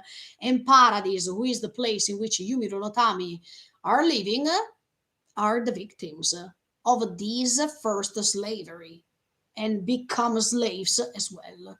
So this episode is not just a mirror because of Yumiru no Ymir no background story versus the Eren's background story that is going to make sense throughout the seasons. But it's a mirrored episode reflecting the slavery of somebody towards some other people. And this is pretty disgusting. Yes, I like how Isayama could recreate this theme throughout the seasons, and everything is making a sense to me. That was so great. I mean, 2000 years ago, Ymir was a slave of Eldians. As much as nowadays, Paradise is the slave of the world, or is the slave of Marley. Call it how much you like, but that's the leitmotif that is repeating, being a slaver. being a slave of somebody, not just of something, but also of somebody. That is the most important thing. Then, another connection between episode 1 and episode 80 is all this blood that is spread throughout the episode. And in fact, especially if we check these two main protagonists, Ymir on one side and Eren on the other side, you always see that they are surrounded by blood anyway. So they have this destiny in common, and that's why Eren was chosen to be the one who could reach Ymir. Not just because of the fact that he is free and he doesn't like impositions, etc., and he is something new to Ymir. Because he rebelled, because he didn't want to listen to the vow of the war, etc., but also because they have many things in common. They have seen lots of blood. They have seen how to be used by others, because even Eren was used by Shiganshina, by Trost, by Paradis. I mean, he was used as a titan to be able to close all the walls and all these things. I mean, he was a tool to be used. So there are so many things in common between these two protagonists, and it's not just where they come from, but even what happened to them. And this blood that is spread in episode 1 after Carla's death is more or less all the blood in which Ymir finds herself surrounded by when she's said that she's free. So, okay, we will analyze that later, but okay, there are some connections, great connections. Um, mm, and then once again, he's trying to be stopped by Zeke, of course. But as you can see, the way in which he is the Shingeki no Kyojin, and the way he is no matter the Shingeki no Kyojin, because he was born like this as an attitude that he has since the beginning, he wants to rebel once again. He doesn't want it to be stopped. So those chains are stopping him, and those chains have to be unleashed. I mean, he has to be unleashed by them. He has to find a way to go out from them, and no matter if it takes the fact that he is going to scream so loud and he's going to cut his arm, etc., he doesn't care, because if by cutting that arm he can reach the freedom to go ahead, he is ready to do so. And in fact, we see that what happened is this: he could be released by those chains because his will was more important than what was stopping him. His intentions and his goals were more important than the rest. So I think that, yeah, this was the main difference. Aliens are treated okay, Marley. What story did you watch? Oh no, no, not at all, not at all. But anyway, so Eren now doesn't have the chains anymore, and he is moving forward. He's running ahead, going ahead, and I really liked that too, for real. Mm, okay, I open a bracket before going ahead, because by telling you what I told you now regarding these mirrored scenes between episode 1 and episode 80, I decided yesterday to go and check back episode 1, the moment in which Carla is being killed by Dinah Fritz. Uh, there is one interesting thing that happened, and that's why Carla, even if in the previous episode I told you, checking the scene in which Carla told Eren, look, you have red ears, so it means that you're lying. And that meant that Eren somehow knew from the future that Carla was about to being killed. Mm, and maybe she was killed because she was a way to stop Eren somehow. Because if she is Eren's mama, she knows him more than anybody else. So there was a sort of a problem for the story if she could have still being alive. Also because by detecting his face or his behavior, etc., he could have she could have recognized all the times in which Eren was lying in order to protect others, maybe especially Mikasa. But when I went back to check episode 1, I realized that in that moment when Carla is under these stones, under these ruins of the house, I mean, I noticed it before, but now I'm comparing these situations, these things are related to the episode that we are watching.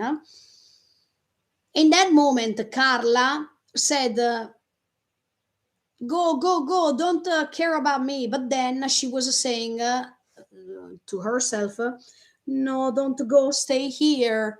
Okay, but she didn't say it out loud. So this was really courageous for Carla not to say it out loud, because this was a way to let Eren go ahead without stopping him. Even if, from Eren's perspective, he was stopped by Hannes. But that death wasn't necessary, because if that death didn't happen, maybe Eren's behavior would have been different for the rest of the story. So, definitely, that moment was useful for Eren to go ahead with the rest of the events. And in that case, if we see the things in a different perspective, it's like at that time, Carla, when she was refraining by saying, "No, please stay with me, stay here," it was a way for her to let Eren move forward with the next events of the story. And that's why I think that even Eren was thinking that Carla was the most loved one. I mean, he really loved his mom. And yeah. But then Eren, as I was telling you, from Eren's perspective in episode 1, is stopped by Hannes.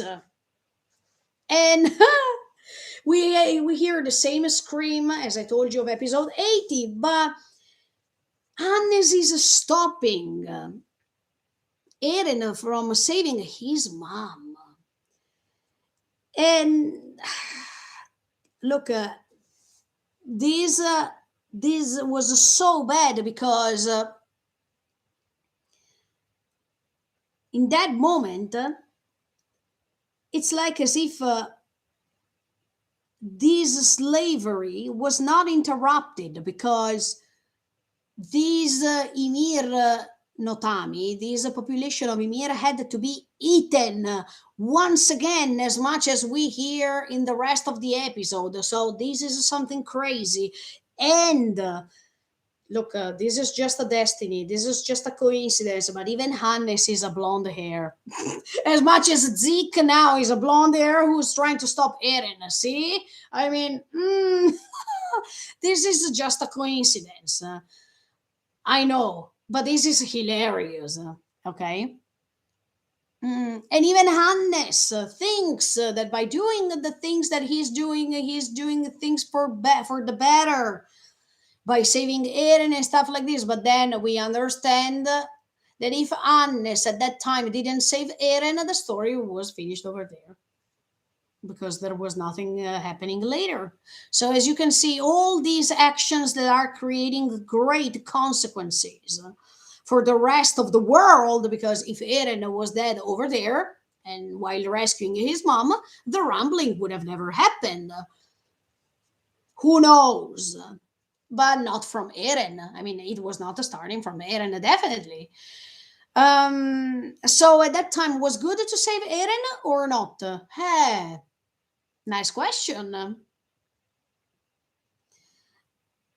I mean, by saving him at that time, as much as by all the times other people in Paradise saved him, they saved the same person who's going to destroy the world. So wow, if you think about it, should they feel regrets for all the times they saved Eren so far? Some people can feel those regrets, some others don't, or they will never feel it.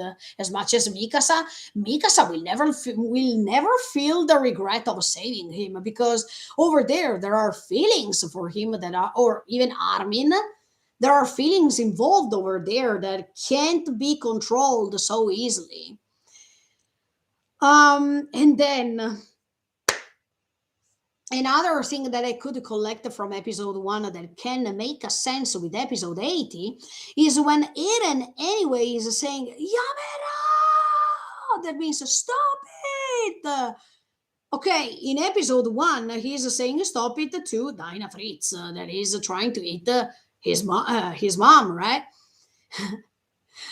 But in episode 80, he's saying stop it to Ymir Fritz. I mean, this is something crazy, don't you think? And even Dinah Fritz, Dinah Fritz was the descendant of King Fritz. And but anyway, she's Yumiru no Tami. I mean, she's from the population of Ymir too. So, wow. And at the same time, by being a Fritz, she Dinah is another one who is condemning another Ymir no Tami, another person coming descending from Ymir, because of the destiny of this population. That means being eaten by titans. So, wow, okay, wow.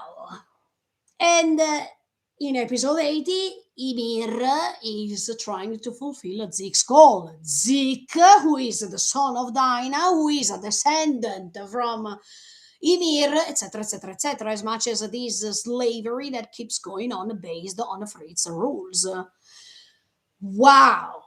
These parallelisms with episode 1 and between episode 1 and episode 80 are blowing my mind. They are simply crazy, and wow. I love that so much. I mean, I like to make connections between episodes. This is the the most important thing, and the thing that that I really love the most. And then Zeke says before the opening, we are still before the opening. Do you understand how many things I have to analyze? But anyway, Zeke says when she starts walking, you can't stop her. Oh, this seems like the Shingeki no Kyojin a little bit. And in fact, we all know that the Shingeki no Kyojin is a characteristic coming from Ymir. She was eaten by her daughters, so this characteristic is a characteristic that even Ymir has, because she is all the nine titans. She is all the nine titans unified, right? So she has this ability to move forward too, and nobody can stop her. This was a pretty awesome to hear, because you understand that the Shingeki no Kyojin is a descendant of Ymir, the real form of Ymir, that is the Shiso. Um, so even Eren or even the Shingeki comes from Ymir. No matter, I mean, regarding the features, regarding the characteristics, and when Zeke is saying this sentence, makes you understand that this more or less. And then she is not stopping, of course, because there has to be somebody else ordering something else, and he has to be one coming from the Eldians. I mean, she has to be ordered by an Eldian who is descending from King Fritz, and is going to and is coming also from the royal blood, definitely. Um, but it depends, because she can be stopped by another order that somebody else is giving her, or, as we saw later, if she's listened. by somebody. If someone is going to stop over there and listen to her story, tries to understand her feelings, and say the most proper words in the most proper moment. That is what happened with Eren, actually. That's what he did. Then there is the opening. And then, no, sorry. Going back, sorry. With the connections between episode 1 and episode 80, you see another interesting thing.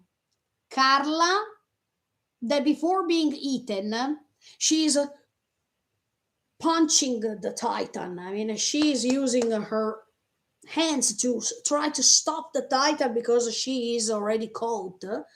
But she's trying to go against this project that means to be eaten. And that scene, that moment was the same feelings that I felt when even Ymir couldn't stop from being what she really became.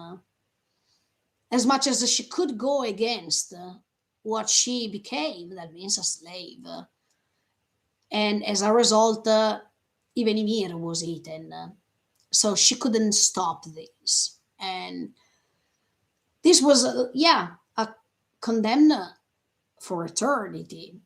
Mm, at that time, even Ymir couldn't choose anymore.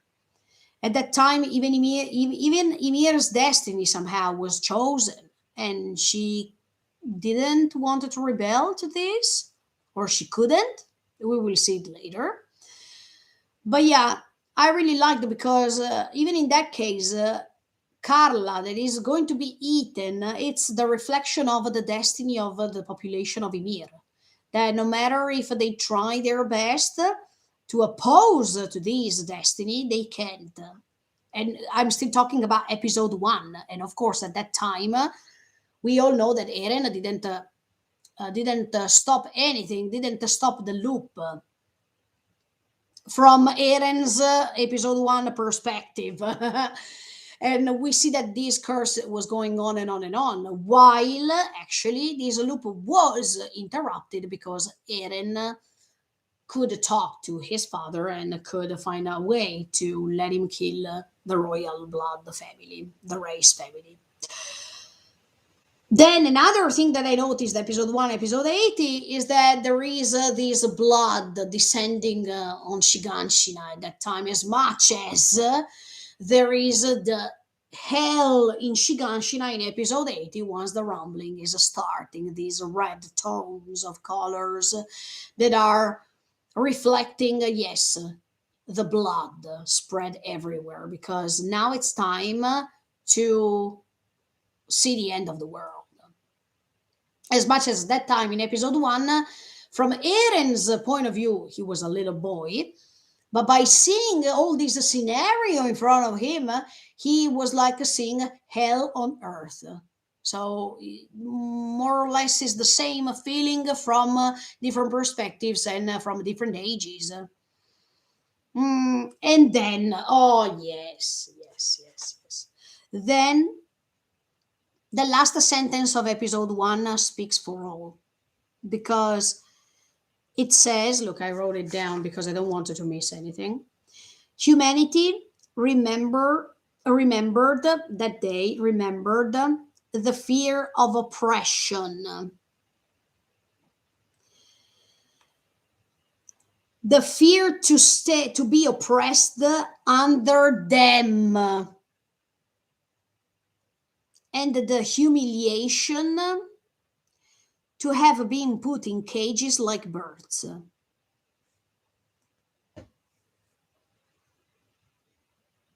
I'm speechless, because this sentence is now seen in a different way once again, as much as what happened with the previous episode. You can read this sentence now that you have all the tools you need so far in a different way. And humanity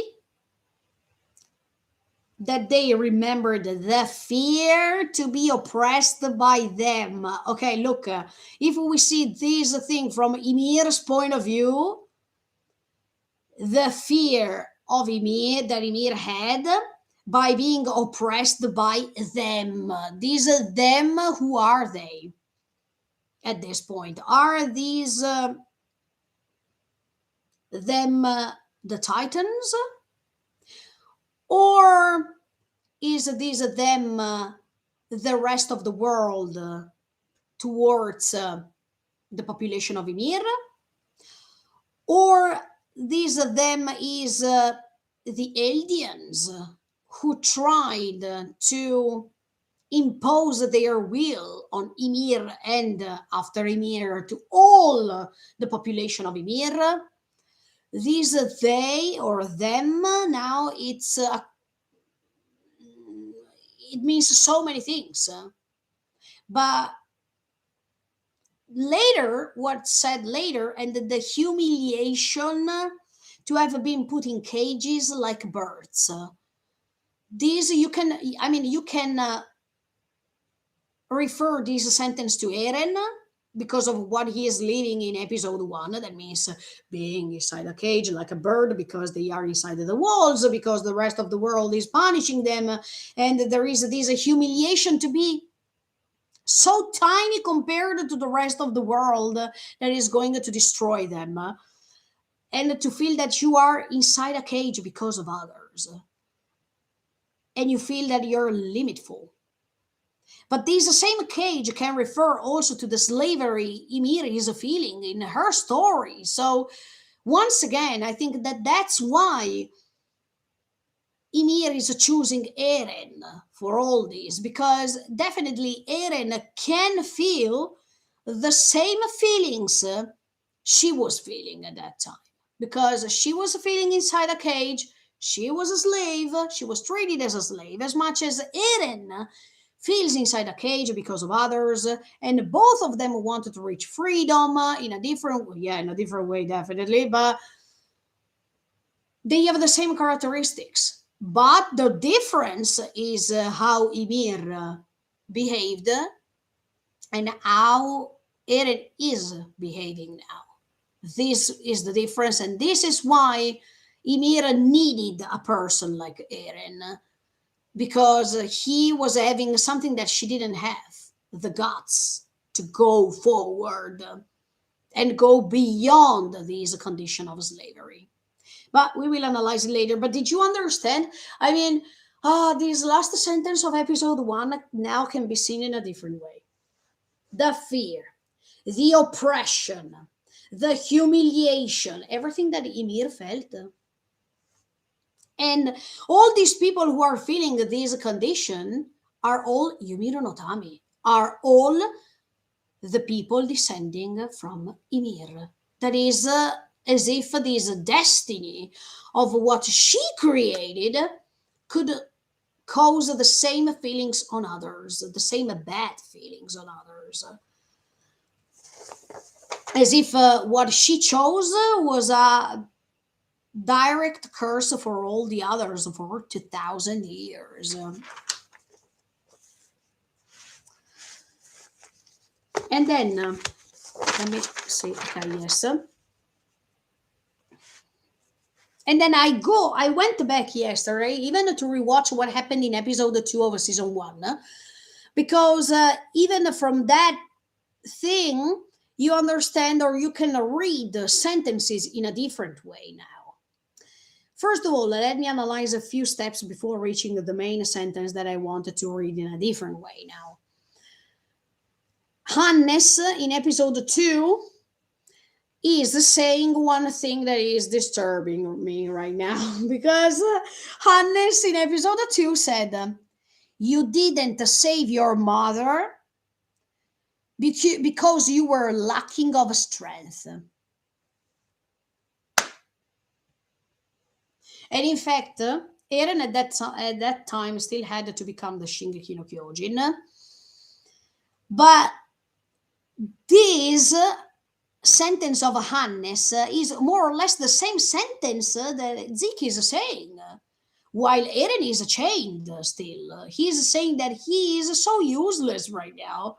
He is powerless as ever before. So as you can see, always there's a thing of not having the power, the enough power to change things. And this was just episode 2 of season 1. That is reflecting the same condition Eren is feeling right now when he's chained. At that time, it was Annes who was trying to stop him as if he was putting him inside the chains. But the most important thing is this sentence, episode 2, episode 80, the same structure of things. And then at that time in episode 2, Mikasa is having the headache. The same headache of the same moment in which Eren was telling her, if you don't fight, if you don't move forward, you don't win. And if you don't fight, you don't win. That is the leitmotif of his existence, because at that time he was not the Shingeki no Kyojin once again, but as we follow what Eren says, I was born in this way. Yes, because at that time the Tatakai mode was on already. Say if you don't fight, you will never win. You will not win. And this makes you understand what Eren is doing right now. He is fighting in order to win, in order to make a difference, in order to change the world in a different way, based on what Ymir showed him thanks to her memories. But at the same time, if you don't fight, not just to fight externally, I mean, Eren that is going to fight something that is in front of him, but if you don't fight also yourself too, because as I was telling you, Eren is not just feeling proud of what he is doing. He is contrasting himself too. He is showing you different sides of his faces, different sides of his personality to you that makes you understand that he is not 100% evil. Otherwise, he would have been so proud of what he's doing. But those faces between the previous episode and this episode makes you understand that he feels pain for what he's trying to do. But he has to win. So no matter the pain he can feel, no matter the regrets he can feel, that's how he was born, to move forward, to win. And that's why he can be even so cruel. But that cruelty doesn't reflect Eren's total feelings. I still believe Eren has still great feelings. There can be great feelings of repentance, feelings of guilt, feelings of love still, and many others, feelings of friendship. I mean, all these mixed feelings that are making you understand that the Eren that is feeling something is not totally gone, is still there somehow. But anyway, and then following episode 2 of season 1, that I went back to check it yesterday, you see the scene of the boat, of the ship. First of all, Eren is saying, I can't go back home anymore. Translation, ending number 7. Kaeru basho ga nakereba kitto dokoe mo na na na na. A place to return to. If you don't have a place to return to, you can't go anywhere. Nice. In fact, Eren at that time didn't have a place to go back anymore. And he was feeling traumatized, confused, hopeless, and whatsoever. Because that home was a certainty for him, was a guarantee that there was a place to return to. There was his mom over there, and his mom was his home at that time. And now that role is replaced by Mikasa, for sure. But That time made him become what he is now, also because of that, because by not having a place to return to, he could seek his revenge. And everything is a connection, as you can see. Um, and then another thing, all these feelings that are created before saying those sentences that are memorable, that are still vivid, and they are still present nowadays. I mean, even season 4, part 2. But when he is also saying that he feels regretful for the words, for the last words he said to his mom. That is more or less the same regrets that he is feeling now because of what he said to Mikasa for the last time, that she could see her. I don't know if they will be able to see them again as before, or that in season 4 part 1 was the last time in which Eren could see Mikasa in that way. Somehow I hope not, but I have the bad feeling that this is like a circle. Do you understand? And it means that even for Mikasa, that was the last time in which she could see Eren in that way. So, as much as what happens in season 2, in season 1, episode 2, when Eren is saying, I feel such a great regret for how I talked to my mother for the last time. That is the same things that he is feeling now for Mikasa. That Mikasa now is his home. I want to repeat you this. Mm, and then Eren is saying one sentence that also um Uri was saying in season 3, part 1, when he's talking to Kenny. He's saying, no, was that, no, wait, not Uri, it was Frida, sorry. He's saying, why human beings are so weak. Oh, we have the key of all the story here. The key, the real key, is that human beings are weak because they have limits, because they can't elevate themselves as gods. Even if they pretend to know everything, they don't know anything. And this is what's happening with Eren. Eren thinks that he knows everything, but Zeke already told him, I don't think you have seen everything so far from the memories of the future. This certainty will fall in front of Eren's eyes by being so sure of what he saw, but he didn't saw the rest, I guess. That's why he's condemning his own self based on frames, based on just a few memories. That is the same curse that Grisha had. But at the same time, yes, human beings are weak. So that's why Eren decides to destroy the world, because he is weak. He is too selfish. And he is not in the position of being a god who knows what's good and what's wrong. That's why, in my opinion, it's correct that Eren is making this mistake. Because this is a confirmation that human beings are weak, that they are strong enough, that they are not strong enough to find another solution. And in fact, they will not find another solution rather than bring destruction, violence, and whatsoever. And what Candy said at that time is true. Violence is the absolute truth in this world. Yes. That makes this story simply coherent. And that's why I love this story. As much as what Frida said was correct too. She said, I don't want to give the Shiso power to another human being. Okay, but listen to speak, so you are a human being too. Close the bracket. Because human beings are so weak when they get in touch with this power. Oh, yeah. Ymir was weak when she get in touch with this power.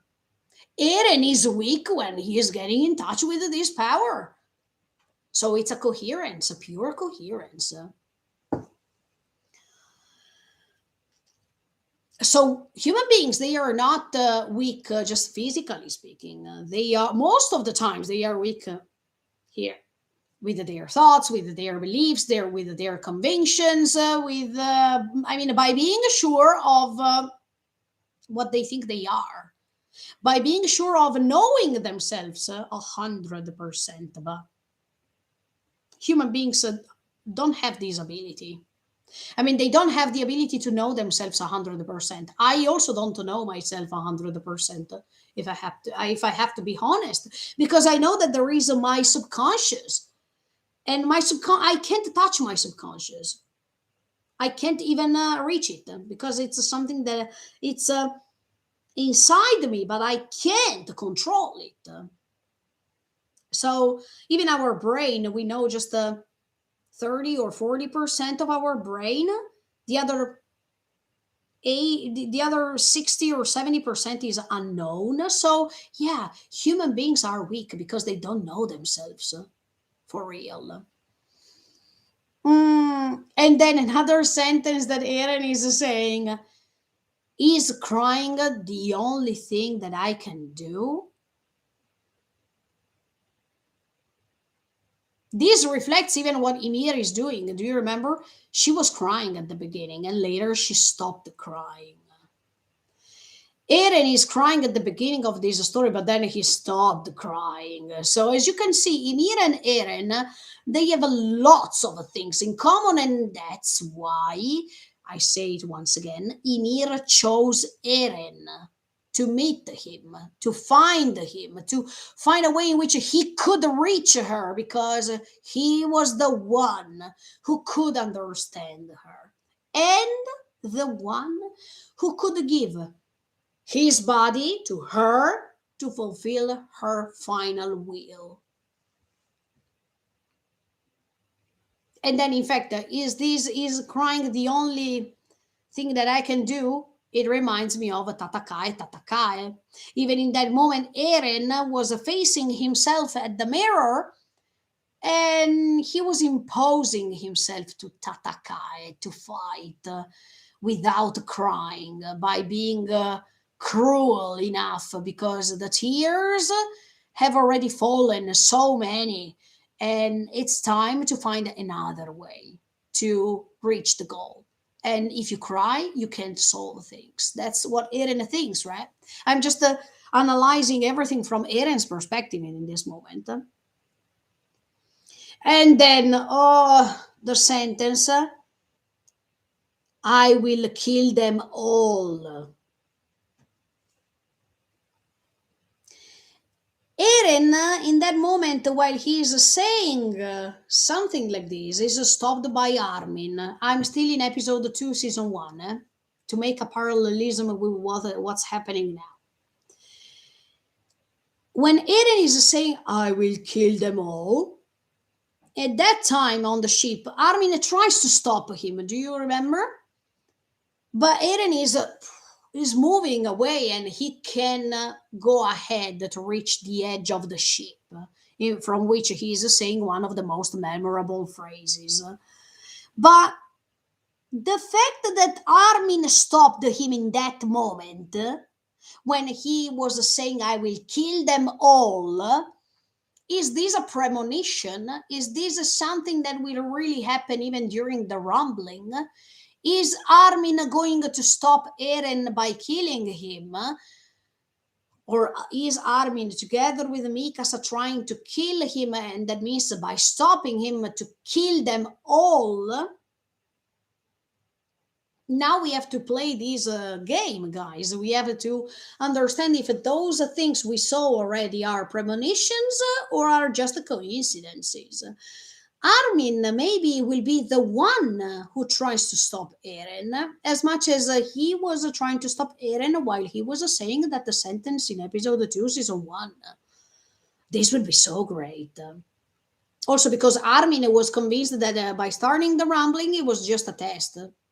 I mean, he was just releasing some of the colossal titans over there, but not all of them. So maybe by realizing that he moved everyone, all the colossal, does this mean that that he will realize that Eren has to be stopped as much as what he wanted to do. But Eren, by moving like this and by not being stopped by Armin, maybe he will not be stopped by him, even if he tries, because of the will of Eren, or the will of Ymir, not the will of Eren, the will of Ymir using Eren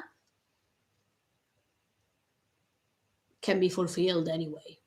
But this is interesting. As much as when he says, I will kill them all, let's rewrite this sentence now, because at that time we thought that I will kill them all, it means the Titans, because the Titans were the problems that were caused season after season. But if we read that I will kill them all now, that them all can refer to the rest of the world while he's starting the rumbling.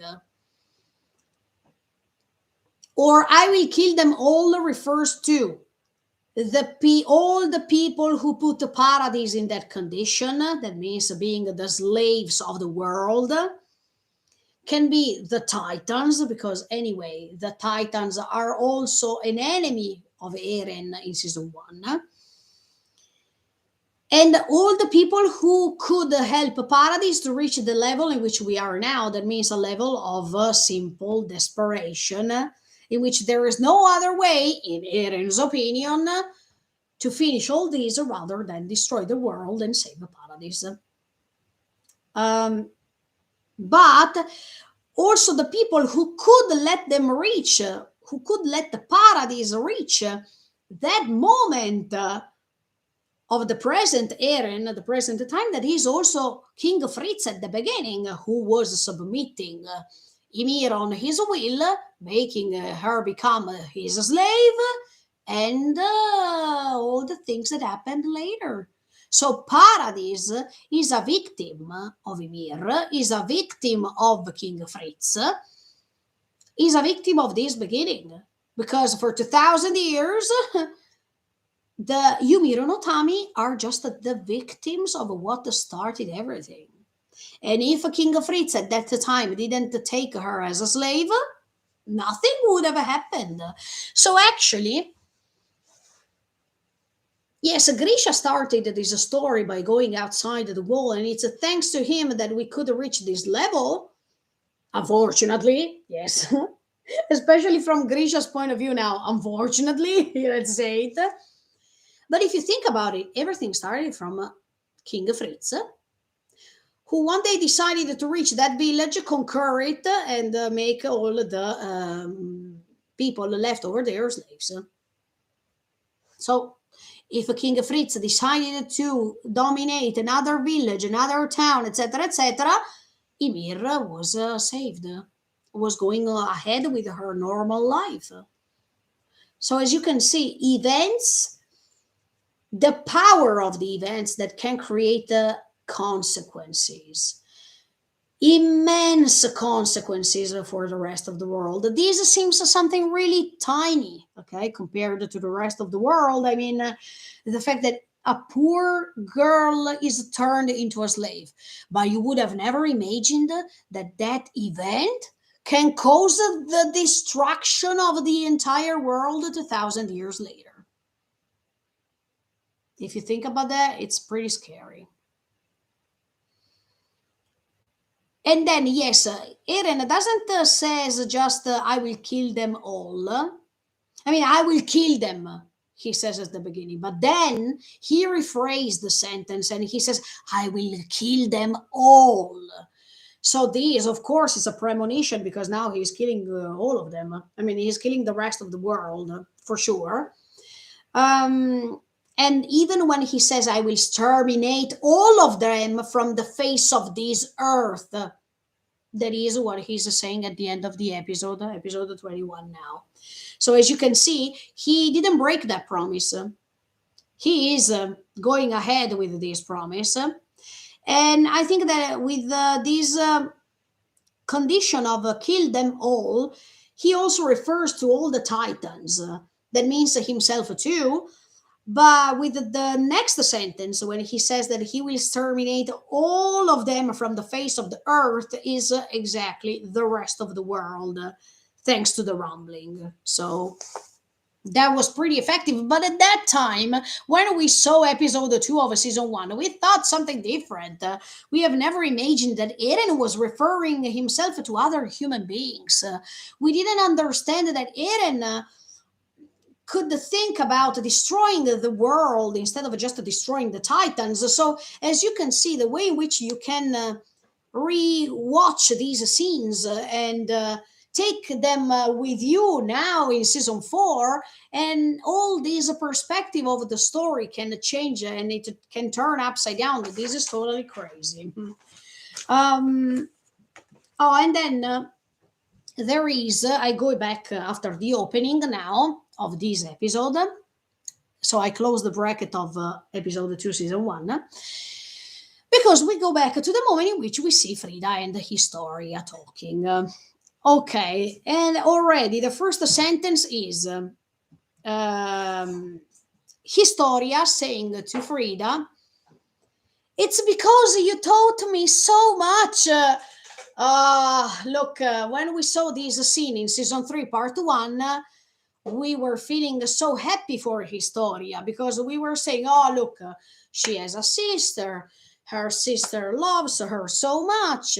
She wants to erase her memories every time she goes away, because she doesn't want that Historia can feel pain, because she cares about her. She's teaching her writing, reading, everything. So this Frida is so useful to Historia, because this will have a great consequence for her life in the future. And we all know what happened later. But wait a second. Now that we know many things, thanks to this story going on, Frida was erasing her memories because she preferred ignorance to truth. Already a huge mistake. And then she was teaching her to praise Ymir and to be like her. Another huge mistake. So even the figure of Frida now is different. Is totally wrong, based on all the things we know so far. She was instructing by brainwashing her and telling her that that poor little girl over there was a real good girl. Uh, no, you have the shiso, and you know what happened somehow. You know at least what Uri was saying to create this fake paradise, to create this fake heaven in which there is peace and it's all ruled by ignorance. No, no. This is a huge mistake. You are not loving your sister, you're condemning your sister to be like you, as if you, even if you understand the mistakes you're making, you're not you prefer to repeat them instead of solve them. And this is something crazy to me. I like the Historia instead, because as I was telling you, she's totally different from her. No matter how she is instructed by Frida, Historia demonstrates us that that she was praising truth instead of ignorance. As much as when they discovered the basement, Historia decided to publish those books instead of keep the people away from them. And this was already a moment in which you saw the difference of Historia. She could have said, no, no, no, no, these books, let's keep them for us. Let's not spread them. It's so bad. No, she spread them. And this was so great because the people needed to know. As much as when she's behaving so nicely to all her population while she became the queen of Paradise, she was not staying on on a superior position as much as the race family was. but she preferred to get in touch with her people. She preferred to help them, to even wearing different clothes from a queen and wear usual clothes as all the others. These made already a difference. And Historia was understanding that the most important things were not lies, but truth. And this was making her become a great queen. But her name speaks for itself.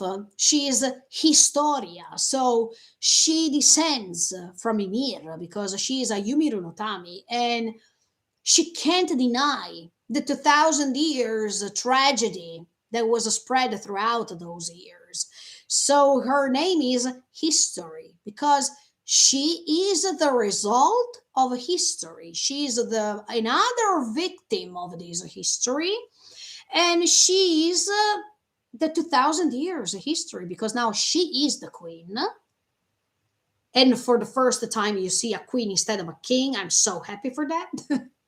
But at the same time, she is the result of all these 2,000 years. And as you can see right now, Historia, who is a girl, who is a blonde hair girl, okay,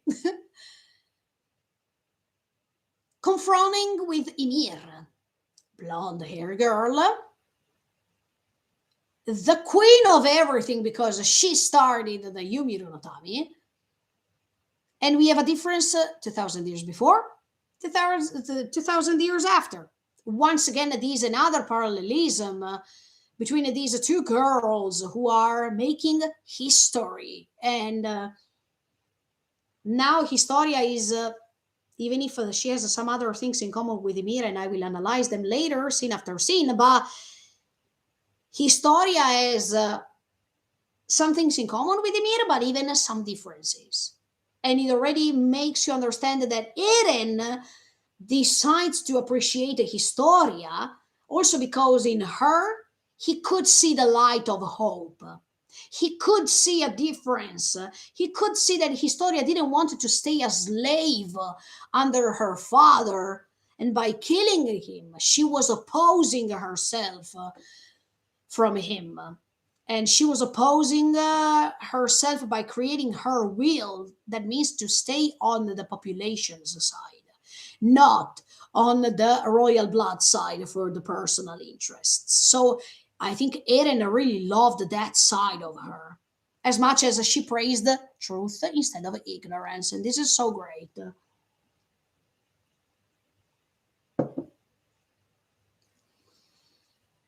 So Frida, no matter if she wanted to erase Historia's memories all the time because she wanted to protect her, no, you can't protect the people you love by let them live a life that is based on lies. If a person wants to care about you by spreading lies on you, I don't think that's love. I just think that it's just a way to be coward and not to face the truth, and not to let your sister live surrounded by truth. This is something that I can't admit. No matter her intentions, I don't. I don't stand this. But also the fact that she's teaching her to be like Ymir. Oh, come on. No F way. For real.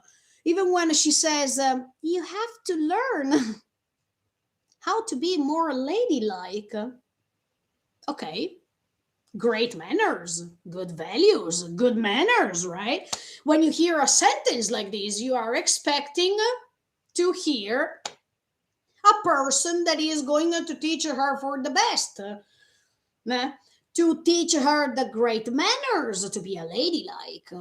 So, okay, that's great. And then that means to be a ladylike, it means to be like her, right? And she's focusing on Ymir. That means to be a ladylike, it means to be a slave, to be eaten by your kids, to always say yes and never say no, to erase your personality and don't have one, to believe in lies instead of truth, to create your existence based on lies instead of truths.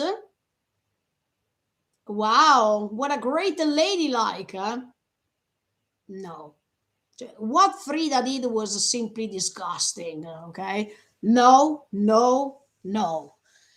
And no matter if she and then to be a ladylike is also to stop defending yourself and to accept all the war coming on you, all the attacks coming from on you. Yes, let's say yes instead of no, of course. This is disgusting. This is not a way to teach the people you decided to love.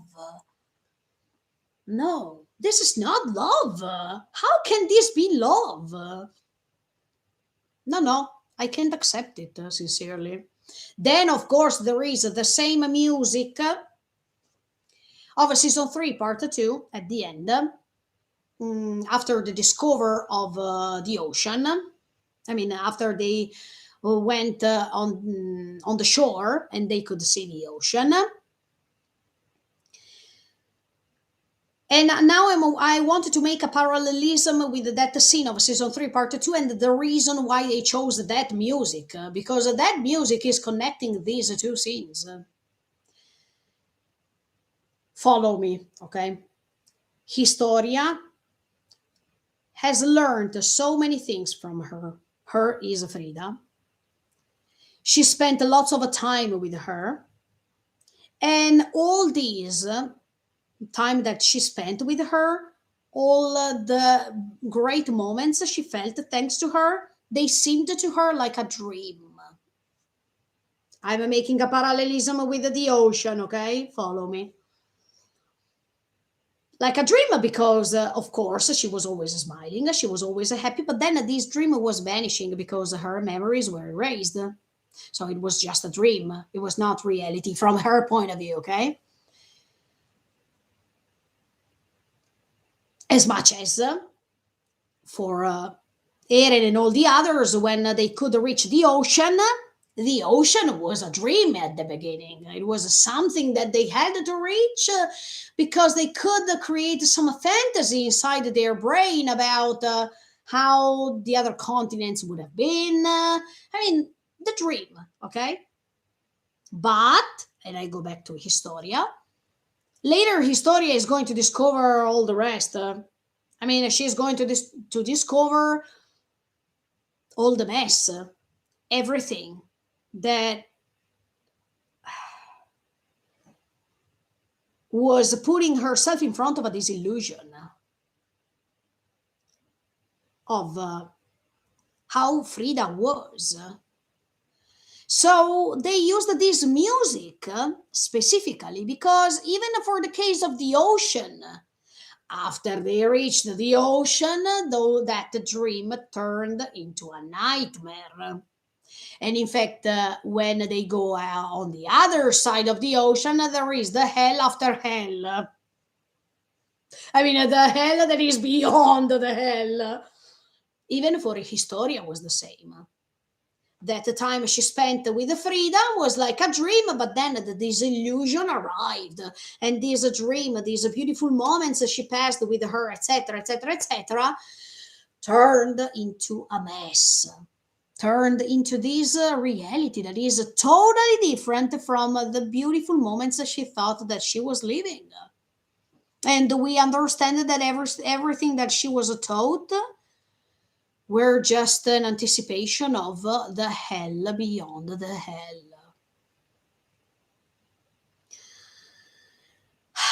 So behave like a lady, like Ymir. It means that even Historia had to turn into a slave of all this.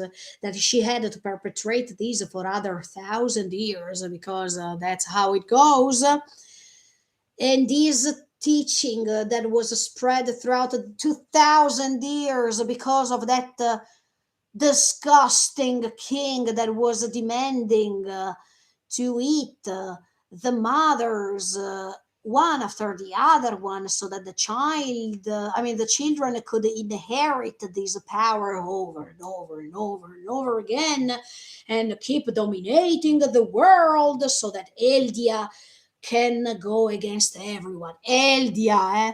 I want to underline this because later it's important for you to understand the difference between Eldians, let's say pure aliens. Sorry, it's not that I wanted to be a racist right now, but it's just that I want you to understand what I mean. Aliens versus Yumiru no Tami. They are two different things. If we talk about aliens, we are talking about King Fritz 2000 years ago with his tribe. If we talk about Yumiru no Tami, we are talking about from the moment in which King Fritz decided to copulate, to stay together with Ymir and to create the descendants. There are two different things. So it's a paradox at this point. But it makes you understand that what Eren was doing, yes, it was not to restore Eldia, and he found this idea really stupid. Oh, yeah, now you understand why. If he wanted to restore Eldia, and that's why Grisha's plan was simply stupid, because he was basing all his thoughts on what he ever read, and we will talk about it later. But to restore Eldia was a huge mistake in the case, because Eldians are not Yumiru no Tami. We should make this difference. Grisha wanted to restore Eldians because he thought that he was an Eldian, but Grisha is not an Eldian. Grisha is a Yumiru no Tami. That is different. By restoring Eldia, if we say this sentence now, it means that Grisha wanted to restore the tribe of King Fritz and all his empire before having a kid with Ymir. So that's crazy. Do you understand what I mean? Yes, I know that they don't know the past of what happened, but now I am analyzing everything from the point of view of a viewer. That means to me, who knows everything that happened. So Grisha, by saying that sentence, if now we go back by hearing that sentence, Grisha, no, it's better not to restore Eldia, to restore Eldians. No, not at all. Mm. And then Frida is saying to Historia, do you like her, right? And Historia, yes, of course, poor Historia. Of course she is saying yes, because you're not telling her the truth. You're not telling her that she was a slave, that she was treated as if she was an animal, even worse than an animal, okay? If Historia knew everything, she would have never said, yes, I like her. And that's why I don't like Frida, because Frida installed into her brain info that were totally fake. And I want to repeat this. I prefer truth instead of ignorance. And if you want to keep people under ignorance, you don't care about them. You don't care about your people. Because you also don't want to be ignorant. But you like to make other people ignorant. This is crazy.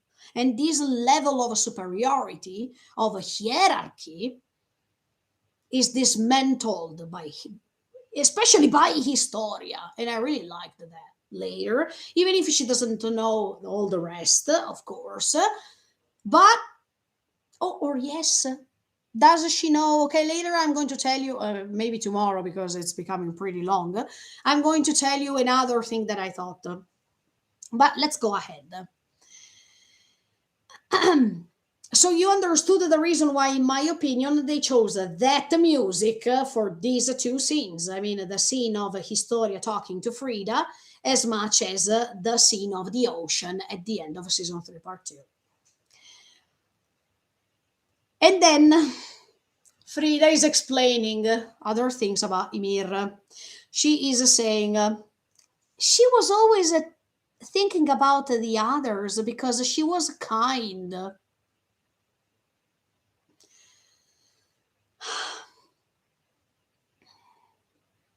And in fact, she became a slave because of this.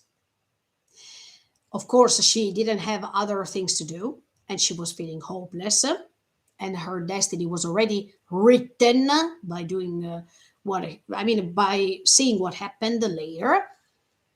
But it's also because of her kindness that Ymir could cause all this for 2,000 years. So I think that even Ymir feels really guilty.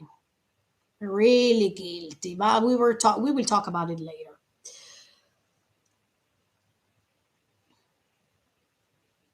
And let's see, even Ymir's life before being attacked by the Eldians, by this tribe. I mean, now I'm going to analyze the scenes you see before being attacked. Ymir was living peacefully in her town, taking the water every single day from the mill and from the well, sorry, and she was having a peaceful life. Nobody was interrupting her routine. She was happy like that. The same thing that has happened to Eren before being attacked in Shigashina. He was peaceful. He was living his routine. He was doing everything with his friends while Ymir was surrounded by other people. Nobody was bullying her. Nobody was enslaving her. Nothing. Peace. Okay. And even Mappa that was recreating this village, this town of Ymir, was so great because of the tones of the colors, because of the details. And first detail that you see a small bird on top of Ymir that is flying freely. Always the bird, always flying freely. Oh, I think that he's making even a circle, that bird. That means, oh, we are going to start with the loop sooner or later. But that bird that is flying freely on top of Ymir was the perfect sign to let you understand that Ymir was really free at that time. He was a peaceful, she was a peaceful, and she was a feeling confident with her routine. As much as Eren was feeling the same in episode 1, season 1.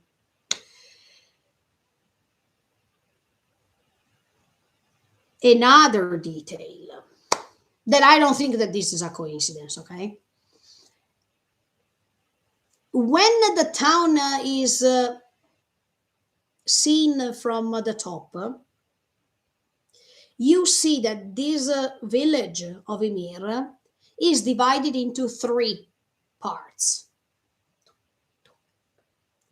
And these 3 parts of the same, I don't know how to call it, a town, okay, let's call it a town or village, is delimited by these fences.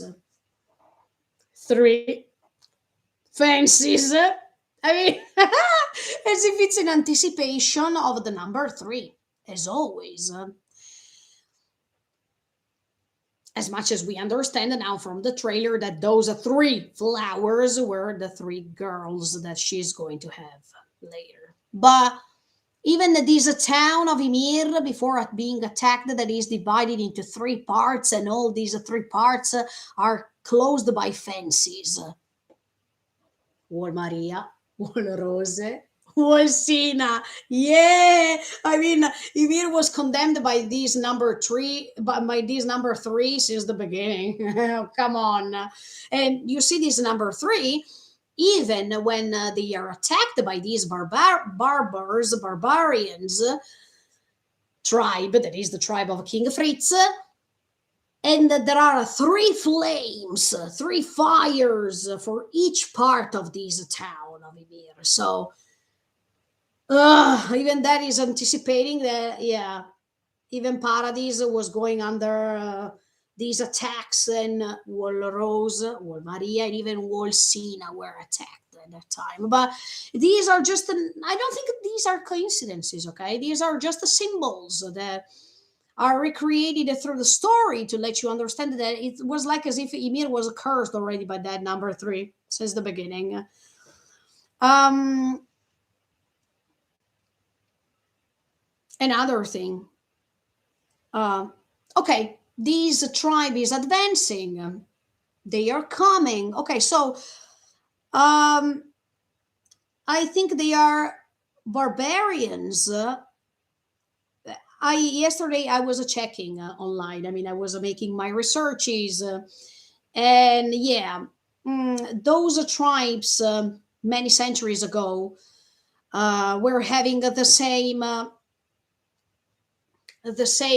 style of the helmet with these horns, and these tribes were coming from the north of Europe, trying to conquer the Roman Empire. And in fact, they were known as barbarians because they were using a wild behavior. They were really brutal. They were turning these people who were under them into slaves, and they were trying to conquer as much as they could. And the way in which they were attacking the Roman Empire many centuries ago, thousands of years ago, um, were making you understand that they were pretty brave. They were not afraid to attack, they were not afraid to damage. And that's why, look, during the reaction, I was telling you if they were Vikings, because even the Vikings, if you followed even the Vinland saga in this case, but even Vikings, you know that they were pretty brutal. They were torturing others, they were raping women, they were making the other people, turning them into slaves. They were cruel. They were definitely cruel. So when I saw even the two horns, these, or even the horn they had, because even in here in the representation of ending number three, I will analyze it later.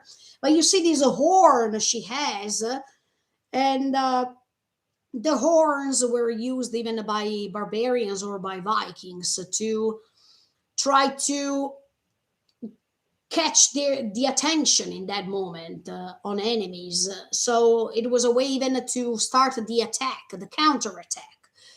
Um, so yeah, I think that Isayama took inspiration, historically speaking, by them. Also, because we know that if they are Vikings, there is even these mm, connection with this goddess of Ymir, thanks to the Nordic mythology. And it's said that this goddess Ymir was the protector of these people who were going to conquer as Vikings some lands, etc., etc. So Ymir, of course, in the Nordic mythology, is seen as a goddess. That is one of the representation of Ymir, even in this story, even if it was a fake representation. But okay. But I know that Isayama took so many inspiration from the Nordic mythology, so it's quite evident, okay? But that's why I was thinking they were barbarians or Vikings because of their attitude specifically. Um, some of other people are called them even Franks. In fact, by searching yesterday online, I could find even these Franks, that they were small tribes who were trying to extend their dominions and try to um, become greater as never before. And this is another characteristic of King Fritz and his attitude. Later, as much as even the crown King Fritz has is the typical crown of a Franks, more or less, even if it's a little bit different. It's more resembling what Historia has as a crown instead of what King Fritz had. But it's definitely the same leitmotif of the crown. That means this crown of power that is going to turn people into devils, definitely, because the corruption of this power itself. So I really like, but even the Franks, they were exterminating lots of people in their conquer procedure, as much as many other populations that they were outside of the Roman Empire. But definitely, I think Isayama took these mixed inspirations in order to create, even if the Franks are called Franks, not because they are making friends later. I mean, yeah, that's another consequence that is coming later. But Franks are called like this because their name, Franks, stands for freedom. Okay, I don't want to say anything, guys. You already understood what I mean. But that's why I think, yeah, Isayama took all these details, and he could reproduce in his story something that could seem realistic, that means that it really happened, but then he decided to put other names with other connotations and connect everything even with the Nordic mythology and yeah. But definitely I like that Isayama decides to take inspiration from literature, from mythology, from philosophy, because these can make this story become a great masterpiece, as I was telling you. And it doesn't mean, once again, I wanted to say it even live, so you can see my face while I say it. A masterpiece is not a masterpiece because of the last chapter, or because of how this story ends. A masterpiece is a masterpiece because of the messages involved, because of all the inspirations this author could convey through this story, because of the messages he wants to convey, and because of all the huge, immense connections, plot twists, symbols, everything that is creating this story. So, no matter the last chapter, no matter the last episode and how it will be, to me, this story is already a masterpiece. And nobody is going to change my mind on this. You can think that this story sucks. It doesn't matter to me. To me, it's a great, immense, huge inspiration from all the stories coming later, and it's a great masterpiece for all the things that I told you already. Going back to what I was saying, these people, after this tribe is attacking this village that is composed of three parts, what a coincidence. um, these people were taken away as slaves. Oh, okay. Here it reminds me, yes, of a Vinland Saga, because even in Vinland Saga, we see what happens to all the people who are trying to disobey to Vikings. Yes. Um, and then we go back to Frida, that is saying to Historia, always talking about how a ladylike should behave. This world is full of pain and suffering. So you have to live in a way in which you have to be helpful for others. And you have to be loved by everyone. This is pure hypocrisy. I mean, you can't be loved by everyone. It's impossible. Plus, you have to live in a way in which you have to be helpful for everyone. Does this mean that I have to erase my personality? I have to erase what I am because of others? Does this mean that I am forced to pay for others? I have to be so kind to prefer the life of others instead of mine and erase mine? Frida, look, sentence after sentence, this is pretty disgusting.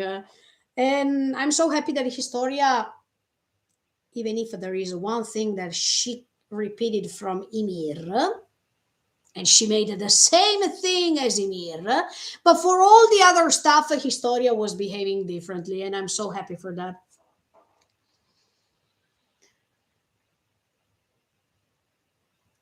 Then there is a beautiful moment while Frida is saying this sentence. There is a moment in which you see that there are these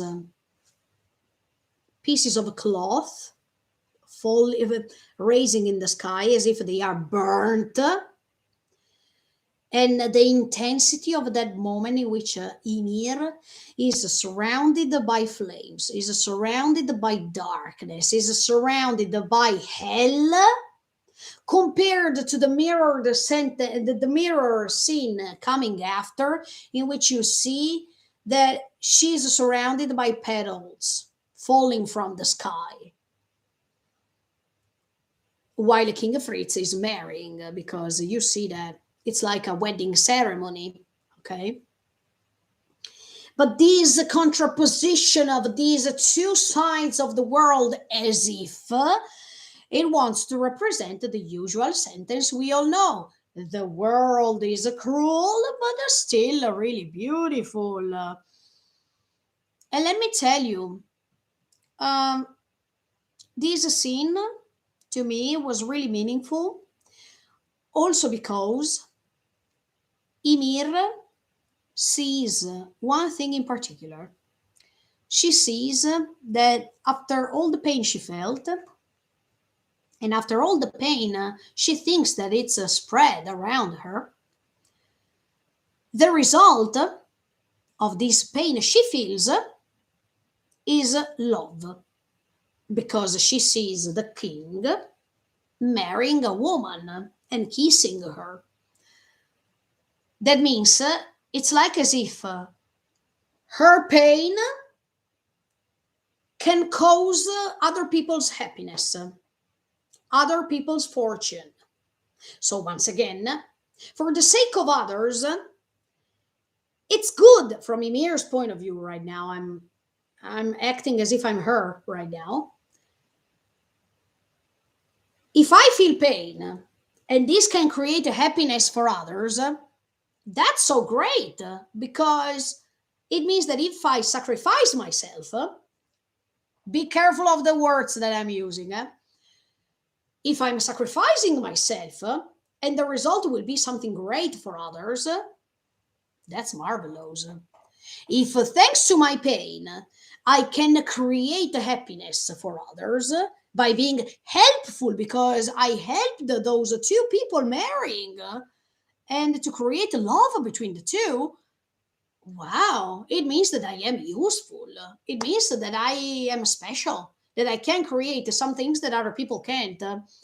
And that's really great. If I can go on with this leitmotiv, no matter how much I will feel paid, suffering, how much they will treat me bad, etc., etc., I can become like a sort of person that is loyal to this circumstance that is in front of my eyes, because this is the result of what I created. That means the king's happiness by marrying a woman, and see love. So for Ymir, love is sacrificing yourself for others.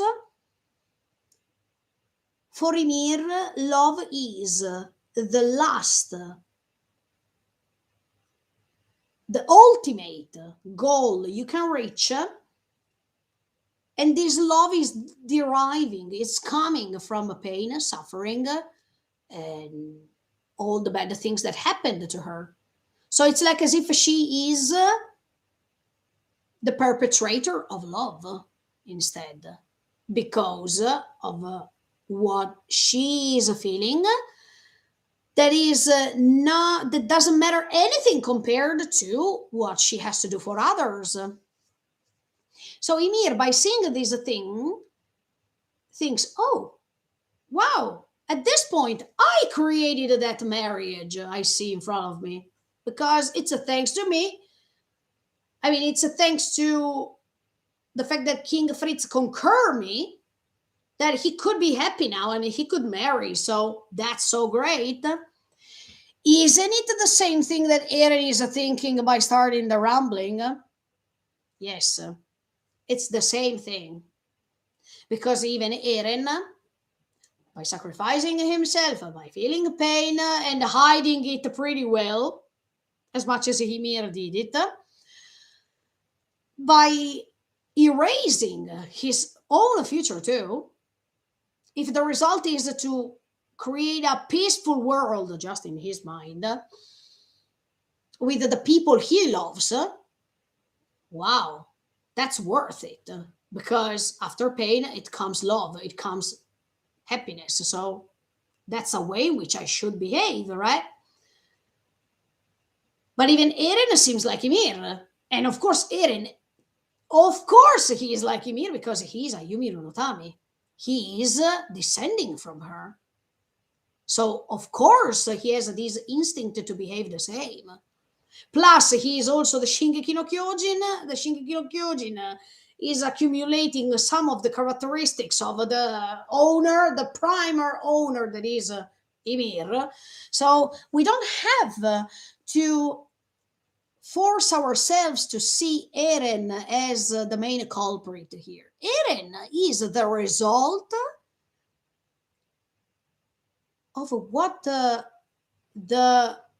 main protagonist was. That means Ymir. He is descending from her. So, as much as what happened to all the others, and I will analyze it pretty clearly soon, but he's behaving like. He was born like this because he was also descending from King Fritz and Ymir together. He is the result of 2,000 years.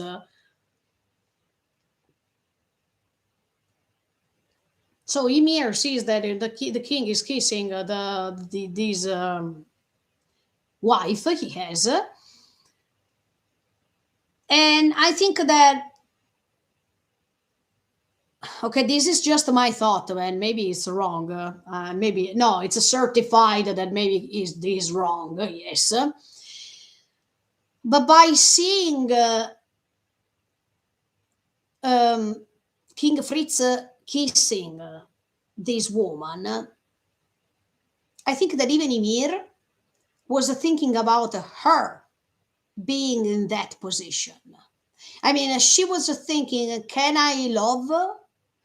Am I able to love? Am I able to reach that level, or should I just be the viewer that is checking the protagonists only?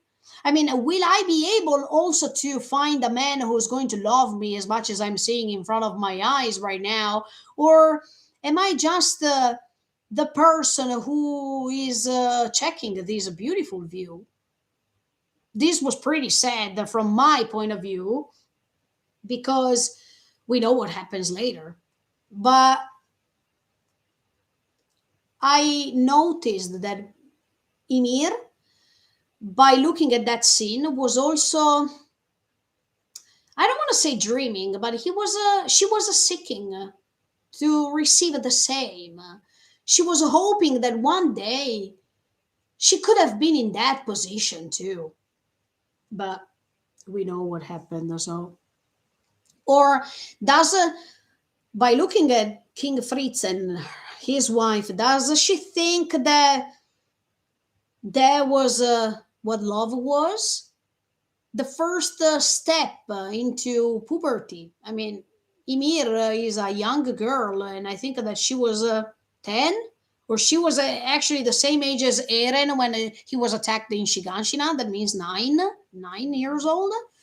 So for Ymir to see a kiss, to see a declaration of love like this in front of everyone was something unusual for her. So maybe it was also the first time in which she could get in touch with love, or she could envy love because she has never felt before, or she was dreaming. As all the baby girls are doing when they dream, one day I will marry, I will put the white dress, etc., etc. See, all girls are dreaming for things like this. And so was Ymir thinking the same? Maybe one day I can also be happy like that. I can also kiss a man and fulfill love. Maybe. Mm, or maybe she also thinks, That thing will never happen to me because I am a slave. And in front of me, I have the king with his wife, and I will never stay on in her position because I'm not. I'm not good enough to replace her, or I'm not good enough to reach that role. I'm not good enough to be loved by someone because I am a slave. And the result is that I should stay a slave as I am. I can't be helped. It can't be helped because my condition will always stay like this. I am condemned already. Oh, and then, as you were saying in the comments, yes, everything started. Look, it didn't. No, yes, it started by King Fritz conquering this village.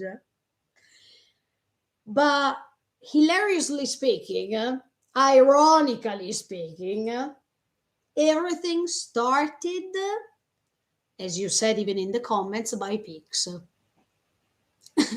By the fact that some pigs disappeared. Isayama even chose the pig that usually has a low consideration as an animal. I mean, with all the animals in the animal world, the pig is not seen as something really great, sincerely. And most of the times, even human beings, when they have to be described, especially when they do rude stuff, bad stuff, ugly, dirty stuff, they are referred as pigs. So this is not a good connotation. Do you understand what I mean? As if Isayama chose the pig on purpose, okay? Because that pig is also representing the dirtiness of human beings, and in fact, what King Fritz is doing later to her is okay. But I hope you understand what I mean. Even in Italian, when you say that someone is a porco, that's why I was laughing at that time when I discovered that Galliard's name was Porco.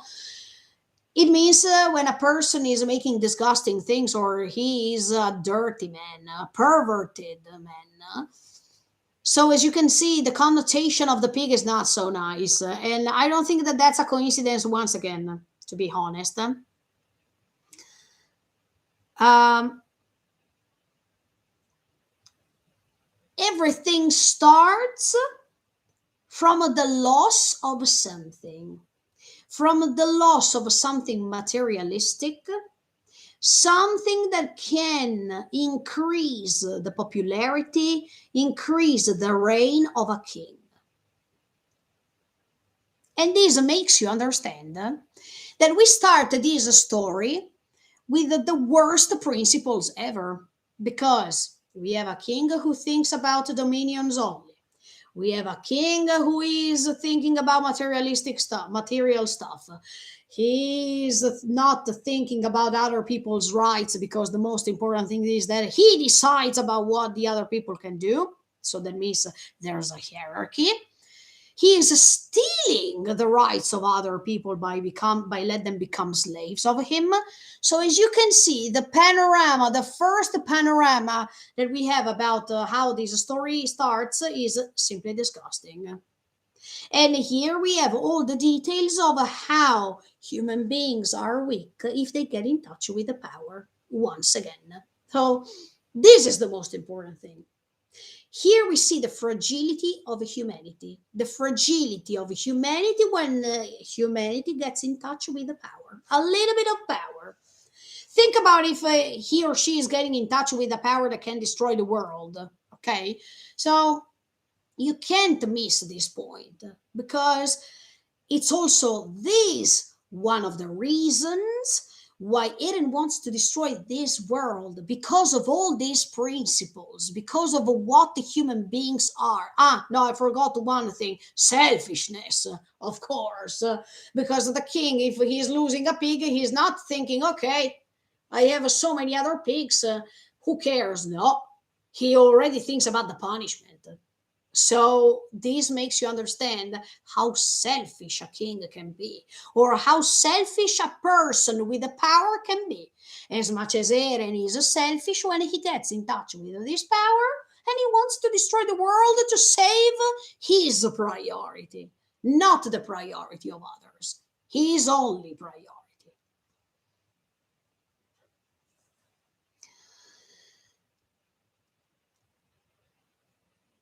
So we have a destroyer, we have an usurper, we have a person who wanted to conquest, conquer everything, a revengeful person because he's thinking about the punishment instead of something else.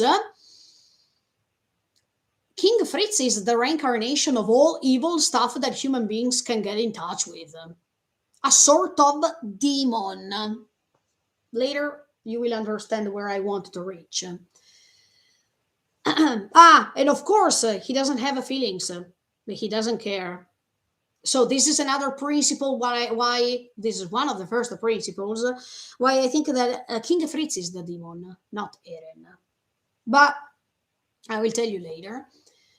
Uh, so keep in mind everything that I told you so far because it has a connection with everything. And then when we see the first time this King Fritz that is sitting like this on the throne. Oh, come on. The same posture, of course, that King Fritz, the fake King Fritz, had in season 3, part 1 during the coup d'etat. And if this position already tells you that somebody is evil, yes. In many other anime, it happens the same. But that King Fritz in season 3, part 1 is coming directly from King Fritz. I mean, he is not a Yubiro no Tami. He is the descendants of that King Fritz. Okay? And in fact, the position of his body is the same, the attitude is the same, the way in which he's talking, he's no more talking actually, is the same. The eyes are the same. All these representation of something that is bad is the same. And even in that case of season 3, part 1, you had that King Fritz that was imposing his authority to decide for everyone and put the paradise under his slavery because he was untouched. He was there protected by other people surrounding him, as much as you see in this episode that King Fritz is surrounded by some people next to him. So you see the same thing happening over again. Authority and superiority, the must. Everything, okay? This hierarchy that even in season 3, part 1 was very well explained. In which even inside the paradise there was this hierarchy based on these ideals that everything has to be controlled. Everyone had to be controlled. Nobody could make a false step. Otherwise, they could have the fake King Fritz, could have had the position, the role to rule on them. So, and then the most disgusting moment when he says, "Who stole the pigs?"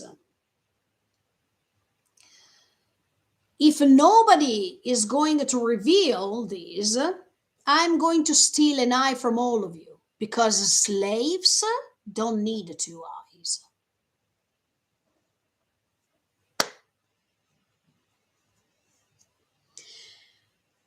Can I tell you? Okay, I didn't write this to be honest, but can I tell you another idea that I have?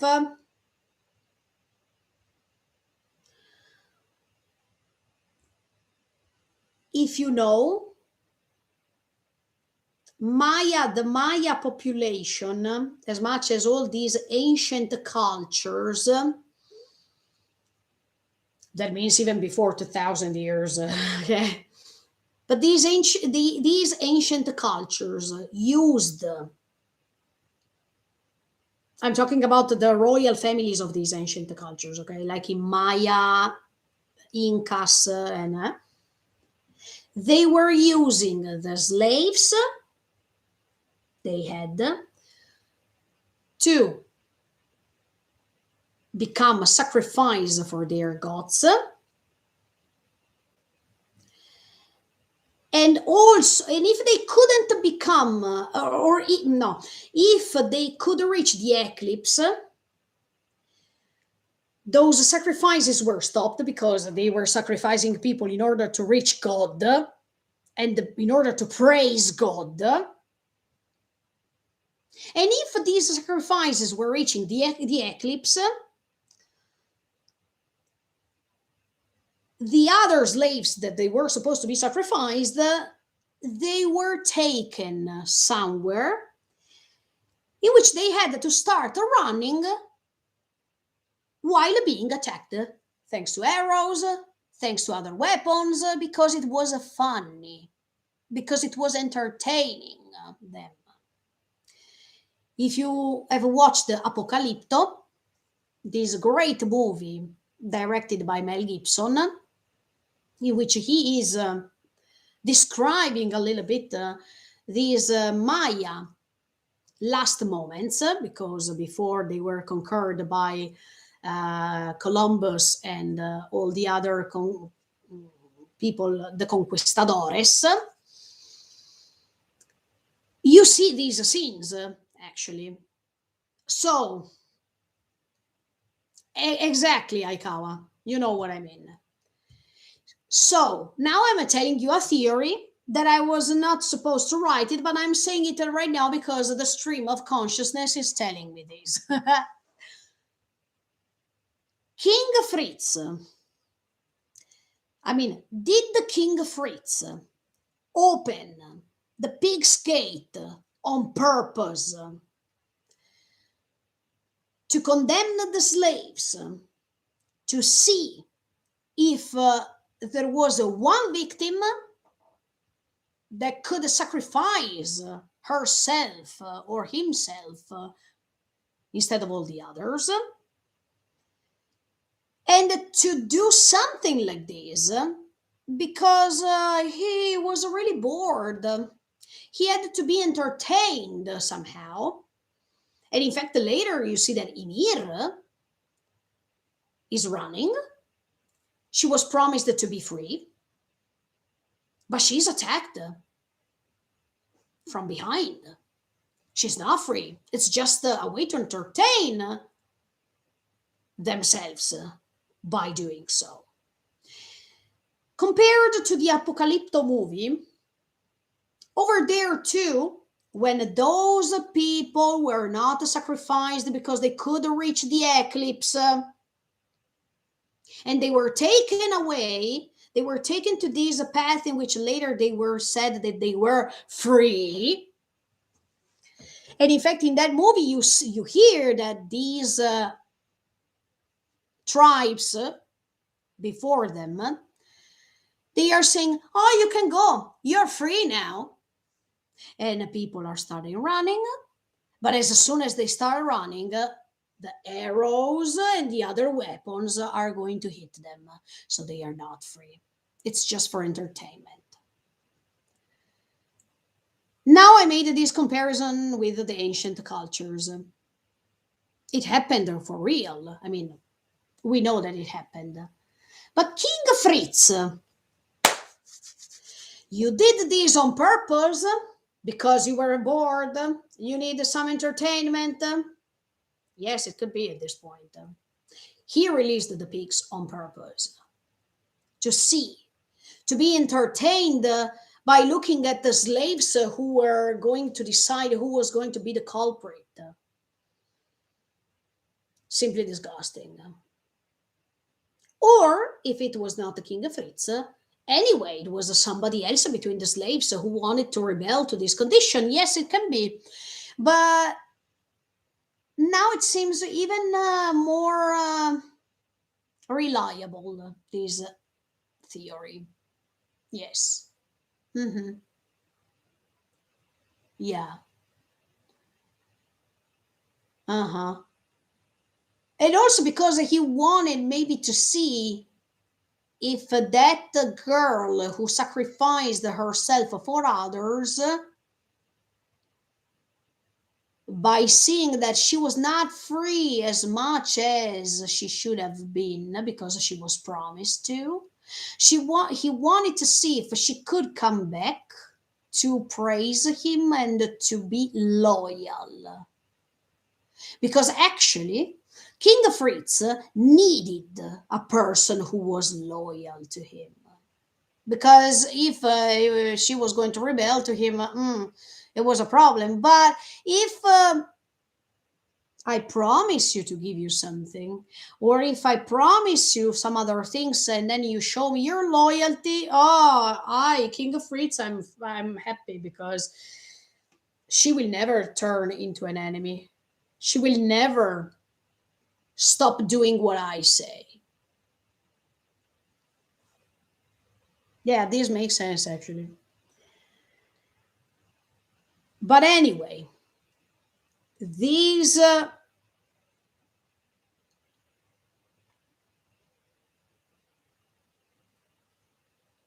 scenarios. No, sorry, I was reading the notes because I have to reconnect with what I was saying, because it was not written here this time. When King Fritz is saying something like this, it reminds me um, what happened in Paradise, even in season 3, part 1, before the coup d'etat. Because even in that case, everyone was. Oh no no he did it, no no no no no no no he did it, no, in fact Erwin was put under the as a culprit. I mean, he was condemned, and he was of course not condemned because he was wrong, but he was condemned because it was convenient that he was condemned. Okay, otherwise the coup d'etat was going ahead, and it was better that it didn't happen. But even in that case, yes, I wanted to remark this. The scene in which Ymir is condemned as the culprit because she released the pigs. Um, the throne of King Fritz over there is a throne of wood, made of wood. And you all know, I don't know if you know, but if something is made from wood, it's not precious. It's not something that you can say, oh, this is a king with lots of authority because he is surrounded by gold, for example. No, he was surrounded by wood. So even I open a bracket, even when there are the Olympics, you know that there is the medal of gold, the medal of silver, and the medal of bronze. But usually, the fourth place is called the medal of wood. Why? It's because that position, the fourth position, is not reaching the third, second, and first, that are the main three positions of relevance, of importance, of a man who is a man or a woman who is receiving a medal of honor, a medal of something precious, made by gold, silver, or bronze. But here we have a wood.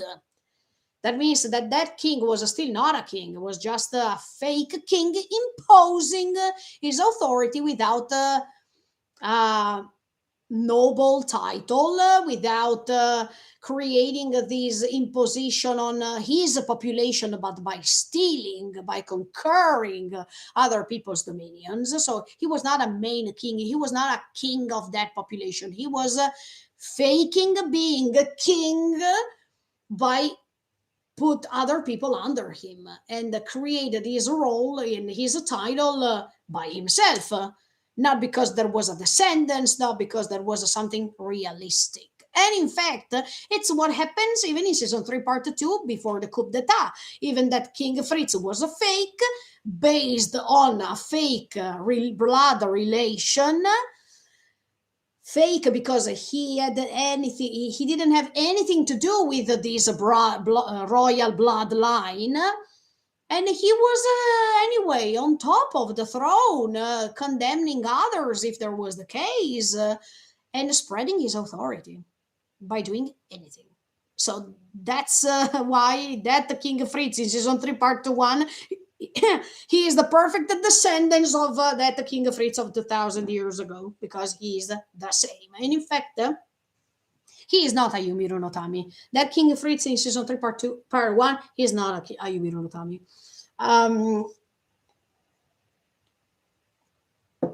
I think he is an Eldian, but it's different, as I told you. One thing is being Eldian. That means all the people who were living before they could meet Ymir, they could get in touch with Ymir, and they could create the population of Ymir. And it's something else. And then everyone is pointing at Ymir. Oh, finally, we reached the moment of the trailer in which I understood. Because at that time, I was telling you, look, they are bullying her, and they are thinking that she's the culprit, but in a different way. I mean, I thought that she was keeping bullied and she was the target of everyone every single day, etc., etc. But thanks to thanks to this episode, we understand that Ymir was appointed by others because they had to save themselves, because they had to save their reputation. Because human beings, when they are afraid of something happening, when they are afraid to be punished, even if they didn't do anything, they prefer to to give this guilt to others.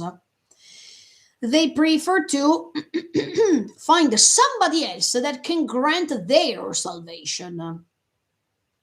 That means pure selfishness. That means that the world is so cruel in these cases.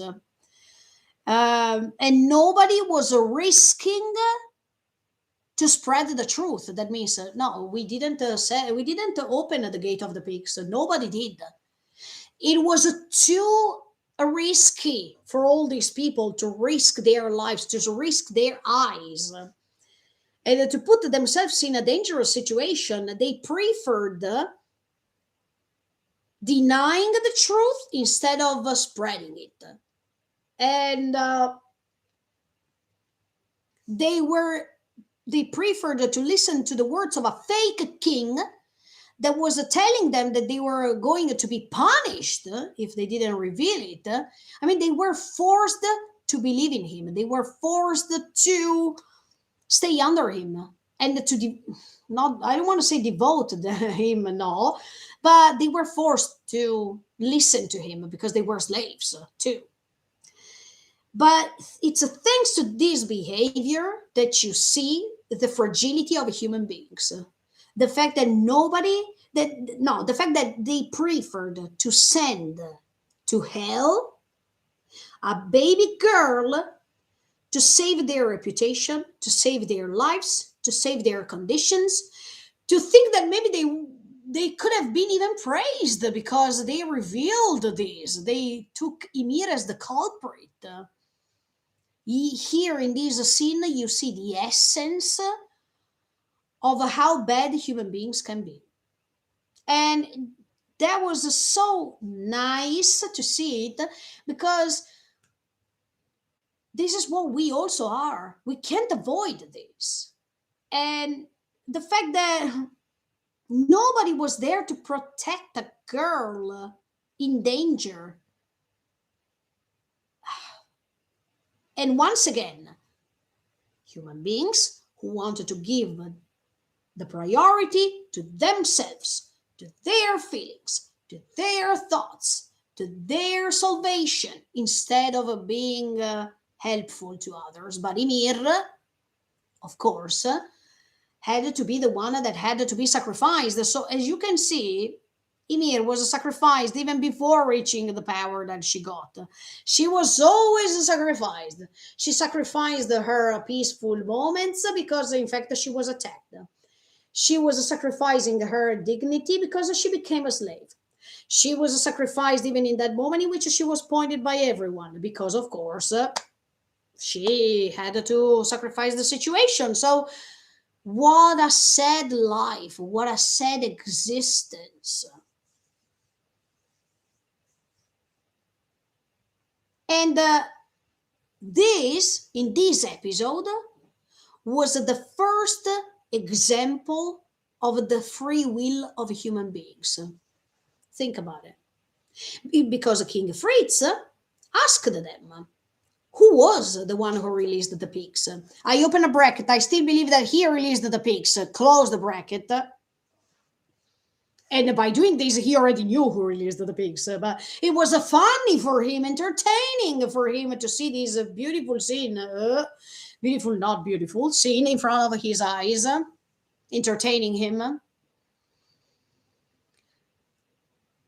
But he was just asking them to see how these slaves are behaving. But that was just a question. Then it's up to these poor, not because they were slaves, but poor because they have a poor identity, poor personality,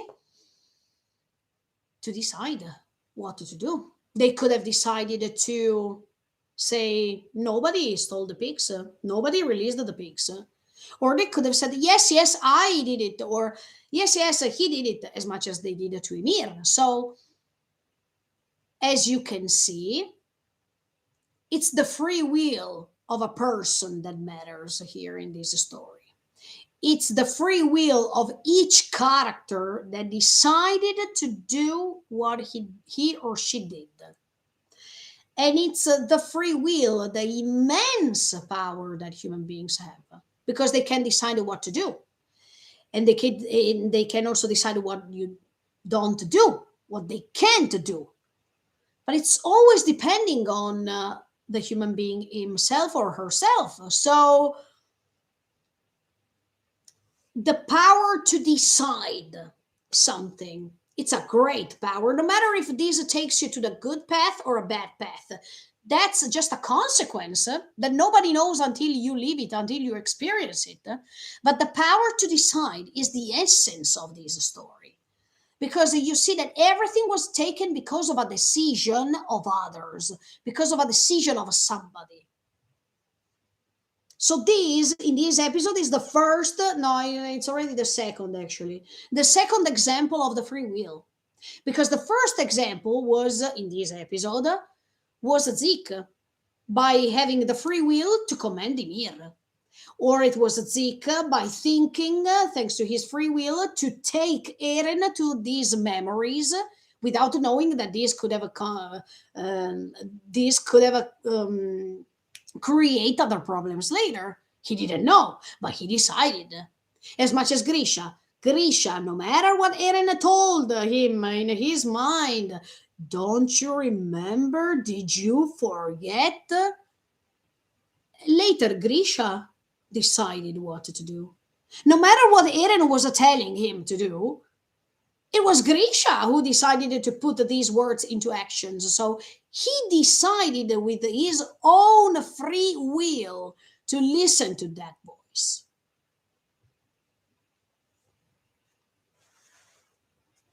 So even in this case, all these fingers that are pointing Ymir, these people are deciding. These people are using their free will. And usually, when we use our free will, we decide for us. We decide for our feelings, for our decisions, for our thoughts, not for the sake of others, for our sake. And then, if you noticed, another great, how can I say, another great detail is that there are 13 fingers pointing at Ymir, and she is in the middle, as always. Of course, we saw this symbolism many times in which Ymir, she's in the middle of everything because she's the core of this story. Yes, I mean she is the starting point of the Yumi no Tami. Yes, but these 13 fingers pointing at her as if I mean, we are talking like the 13 years that a Titan can have. A 13 years, even these numbers, okay? Isayama pays really attention on numbers. It can be 9, it can be 13, it can be 3. So all these have a great meaning. The only 13 that I can imagine is the number of years that a Titan have based on what we know so far. But yeah, this was I was searching yesterday even the meaning of the number 13, and the meaning usually is that one of a change, reborn or rebirth, yes, and diversity. Okay, if we analyze these three terms based on these number 13, like 13 fingers pointing at Ymir, Ymir is a change. Ymir can change that story because it's also thanks to her that the Yumi no Tami are created. And it's thanks to her will to accept this punishment that she will receive later, that she can get in touch with the power of the Shiso. So she can change things. Rebirth, because, yeah, I mean, she is reborn as soon as she is getting in touch with this power because she is having a new power next to her. She is reborn also because she can be reborn every time the Yumi no Tami is going ahead for 2,000 years, because a piece of her is reborn in all the people coming after her.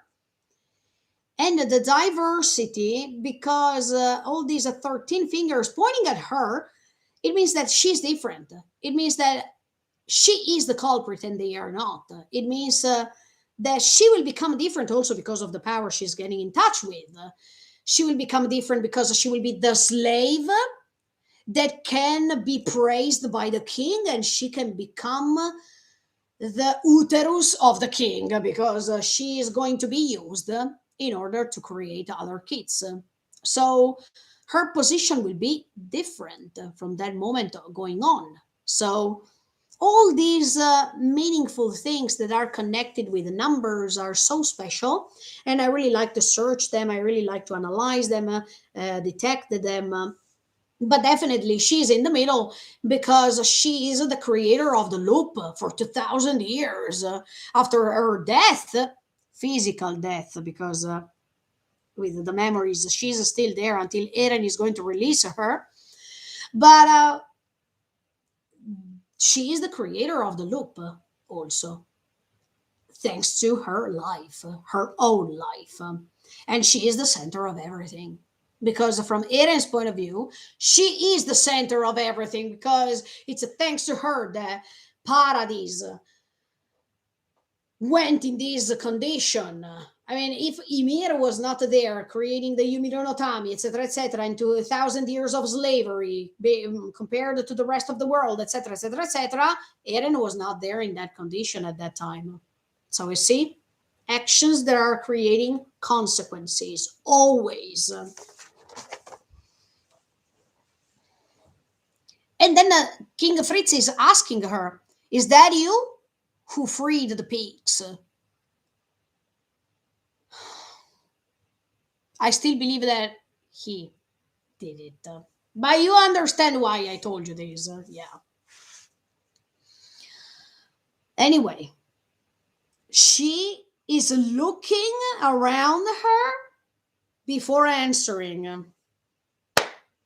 The same thing that Frida told Historia to do, to please everyone, to be kind, to do everything for the sake of others, to be loved by everyone.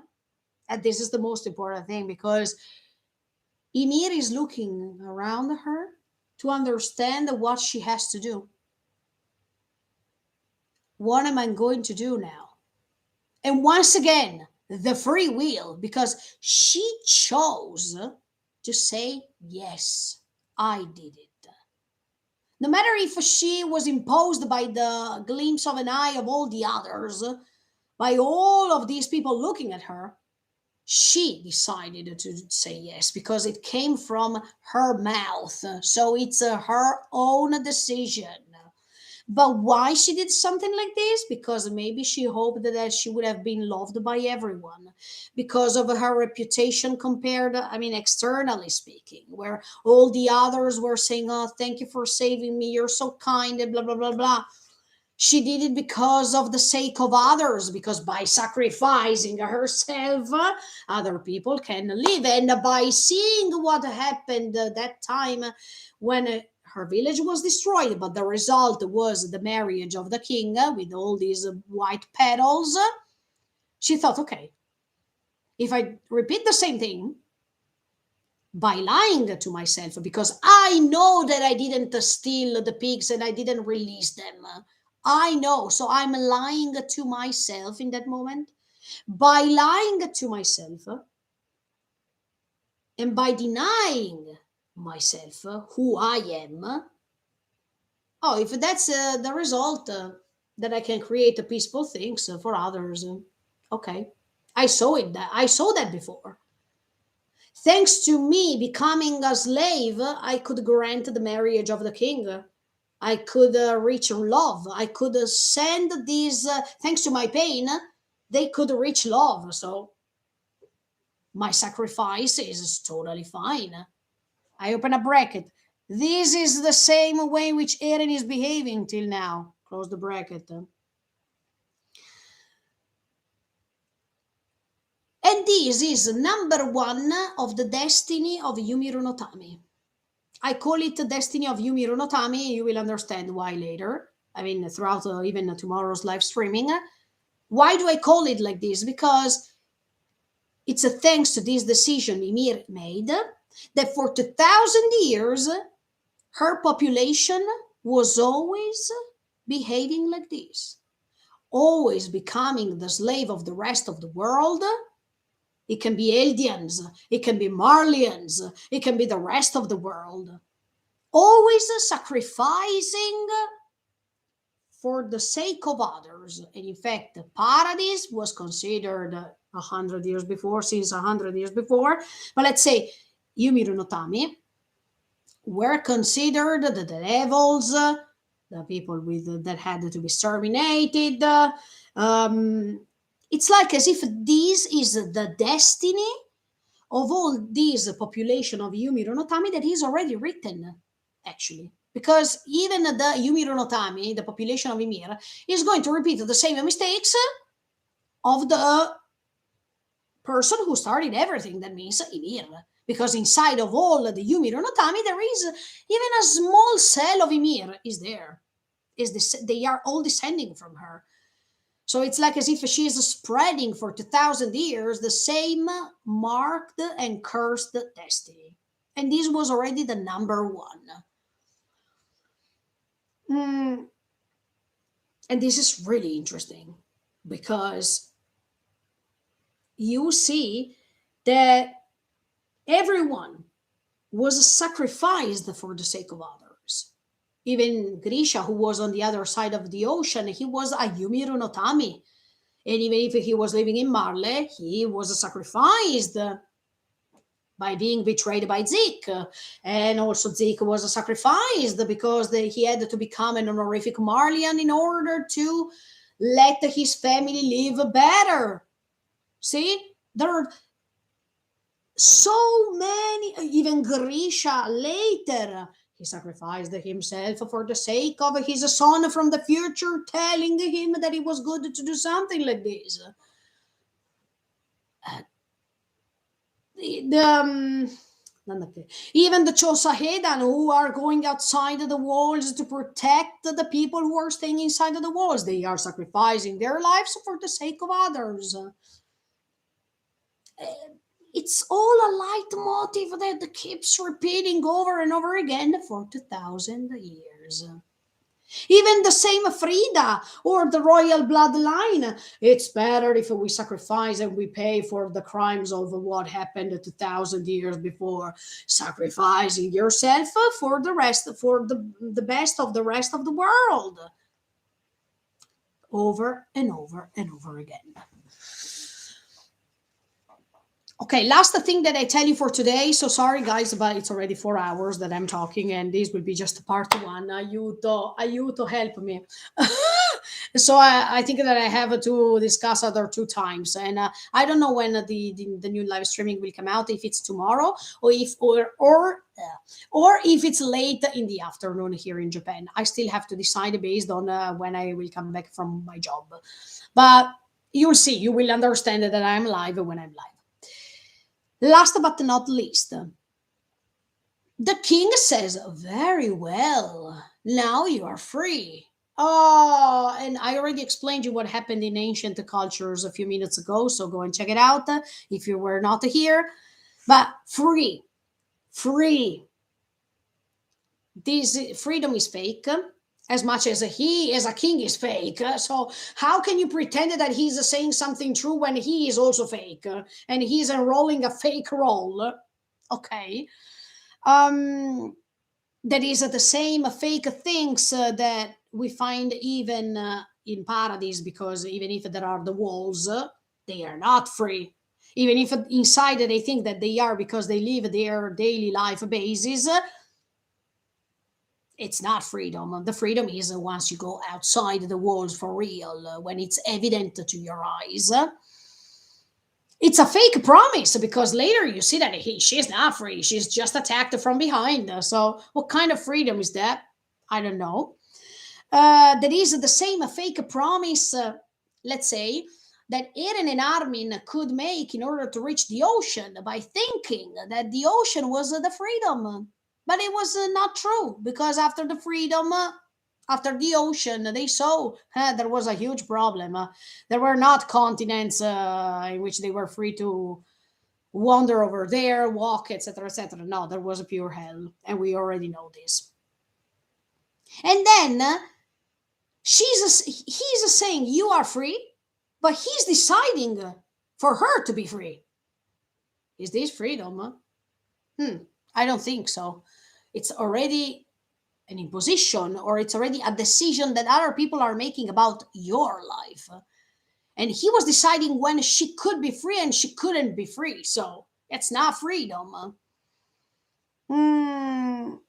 As much as Marley and the rest of the world, because 100 years before they decided, okay, it was not Marley at that time, it was Reiner, but Reiner was the owner of the Yoroi no Kyojin. So anyway, he was coming from outside.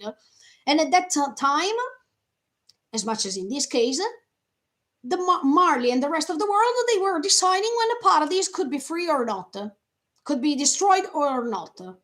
Somebody else is always choosing for Yumiru or Yumiru no Tami. Always.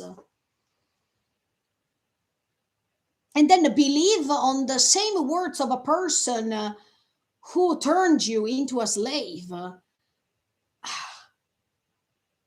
It's like believing to a fake story, to a fake sentence, as much as Paradise was believing to be free, or was believing to be the only part of the world with humanity.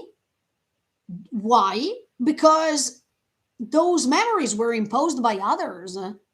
Those memories were erased, so they couldn't remember anything. And it's the same way to believe to the people who are having the imposition on you, to who are governing you.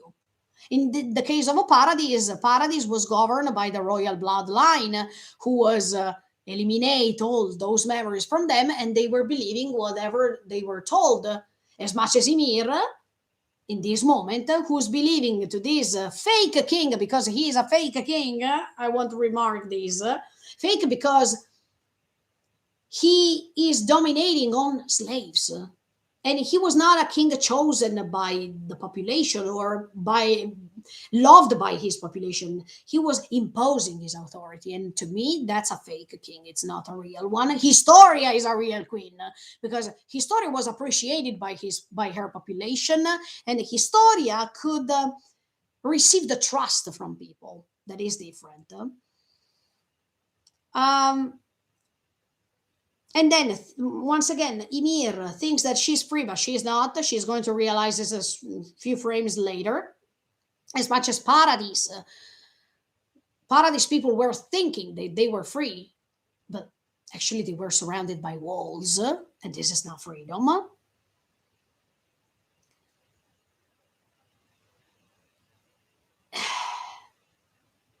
And then when Ymir thinks about this concept of freedom, when she's hearing "you are free," Ymir is still thinking about the moment in which, in the past, she was free for real, and it was not just a dream. She was free because she was not a slave. She was not under anybody. She was living peacefully in her village, going ahead with her life, and everything was so beautiful. So when she heard maybe, you are free, maybe she's thinking, maybe I can go back to that life in which I was really free and I could live peacefully, and there is no turning back. I have to go. Let's regain my freedom now. But she was believing it. And yes, when I told you about these fake freedom, fake promise to be free, somebody who is deciding the freedom for others, etc., etc., that's already number two of these already written destiny of the Ymir no Tami. That means this population of Ymir. Because what Ymir is feeling right now in these flashbacks, it's all the things that even her later population of 2000 years is feeling, as if this thing is perpetrated, because they are also part of Ymir too. They are all part of Ymir.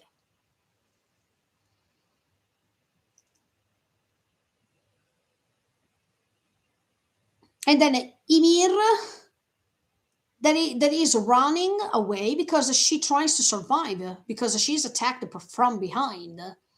The same thing that happened to Eren and all the others when they were attacked in episode one, when Shiganshina was attacked for the first time after 100 years. So this way in which they are trying to protect themselves from the attack coming from behind, and in fact behind the walls in the case of Paradise, or when the Chosa Heian is trying to go back to the walls because they don't have enough energy anymore, and they are going away from the Titans who are going to attack them. These are all parallelisms that you can find if you analyze the episodes. And the most important thing, and is the last thing that I tell you for today, because today, I mean, for this live streaming, where does Ymir find herself in that moment? In the forest. She is a baby girl in the forest. Don't you remember a speech of somebody? The father of Sasha. The forest that is seen as the perfect place where all problems are over there.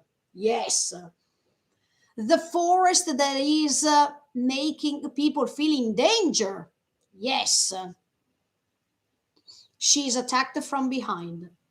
She is attacked by arrows, as much as Sasha was doing when she was trying to attack an animal, try to, yes, hit an animal to eat. Eat for her salvation, for her survival, right? So Ymir now is treated as an animal in the forest that is caught, this freedom that is caught from her, and she's not able to decide anything. She is like the animal that is trying to reach freedom by knowing that he can't because he's already attacked by human beings. But the forest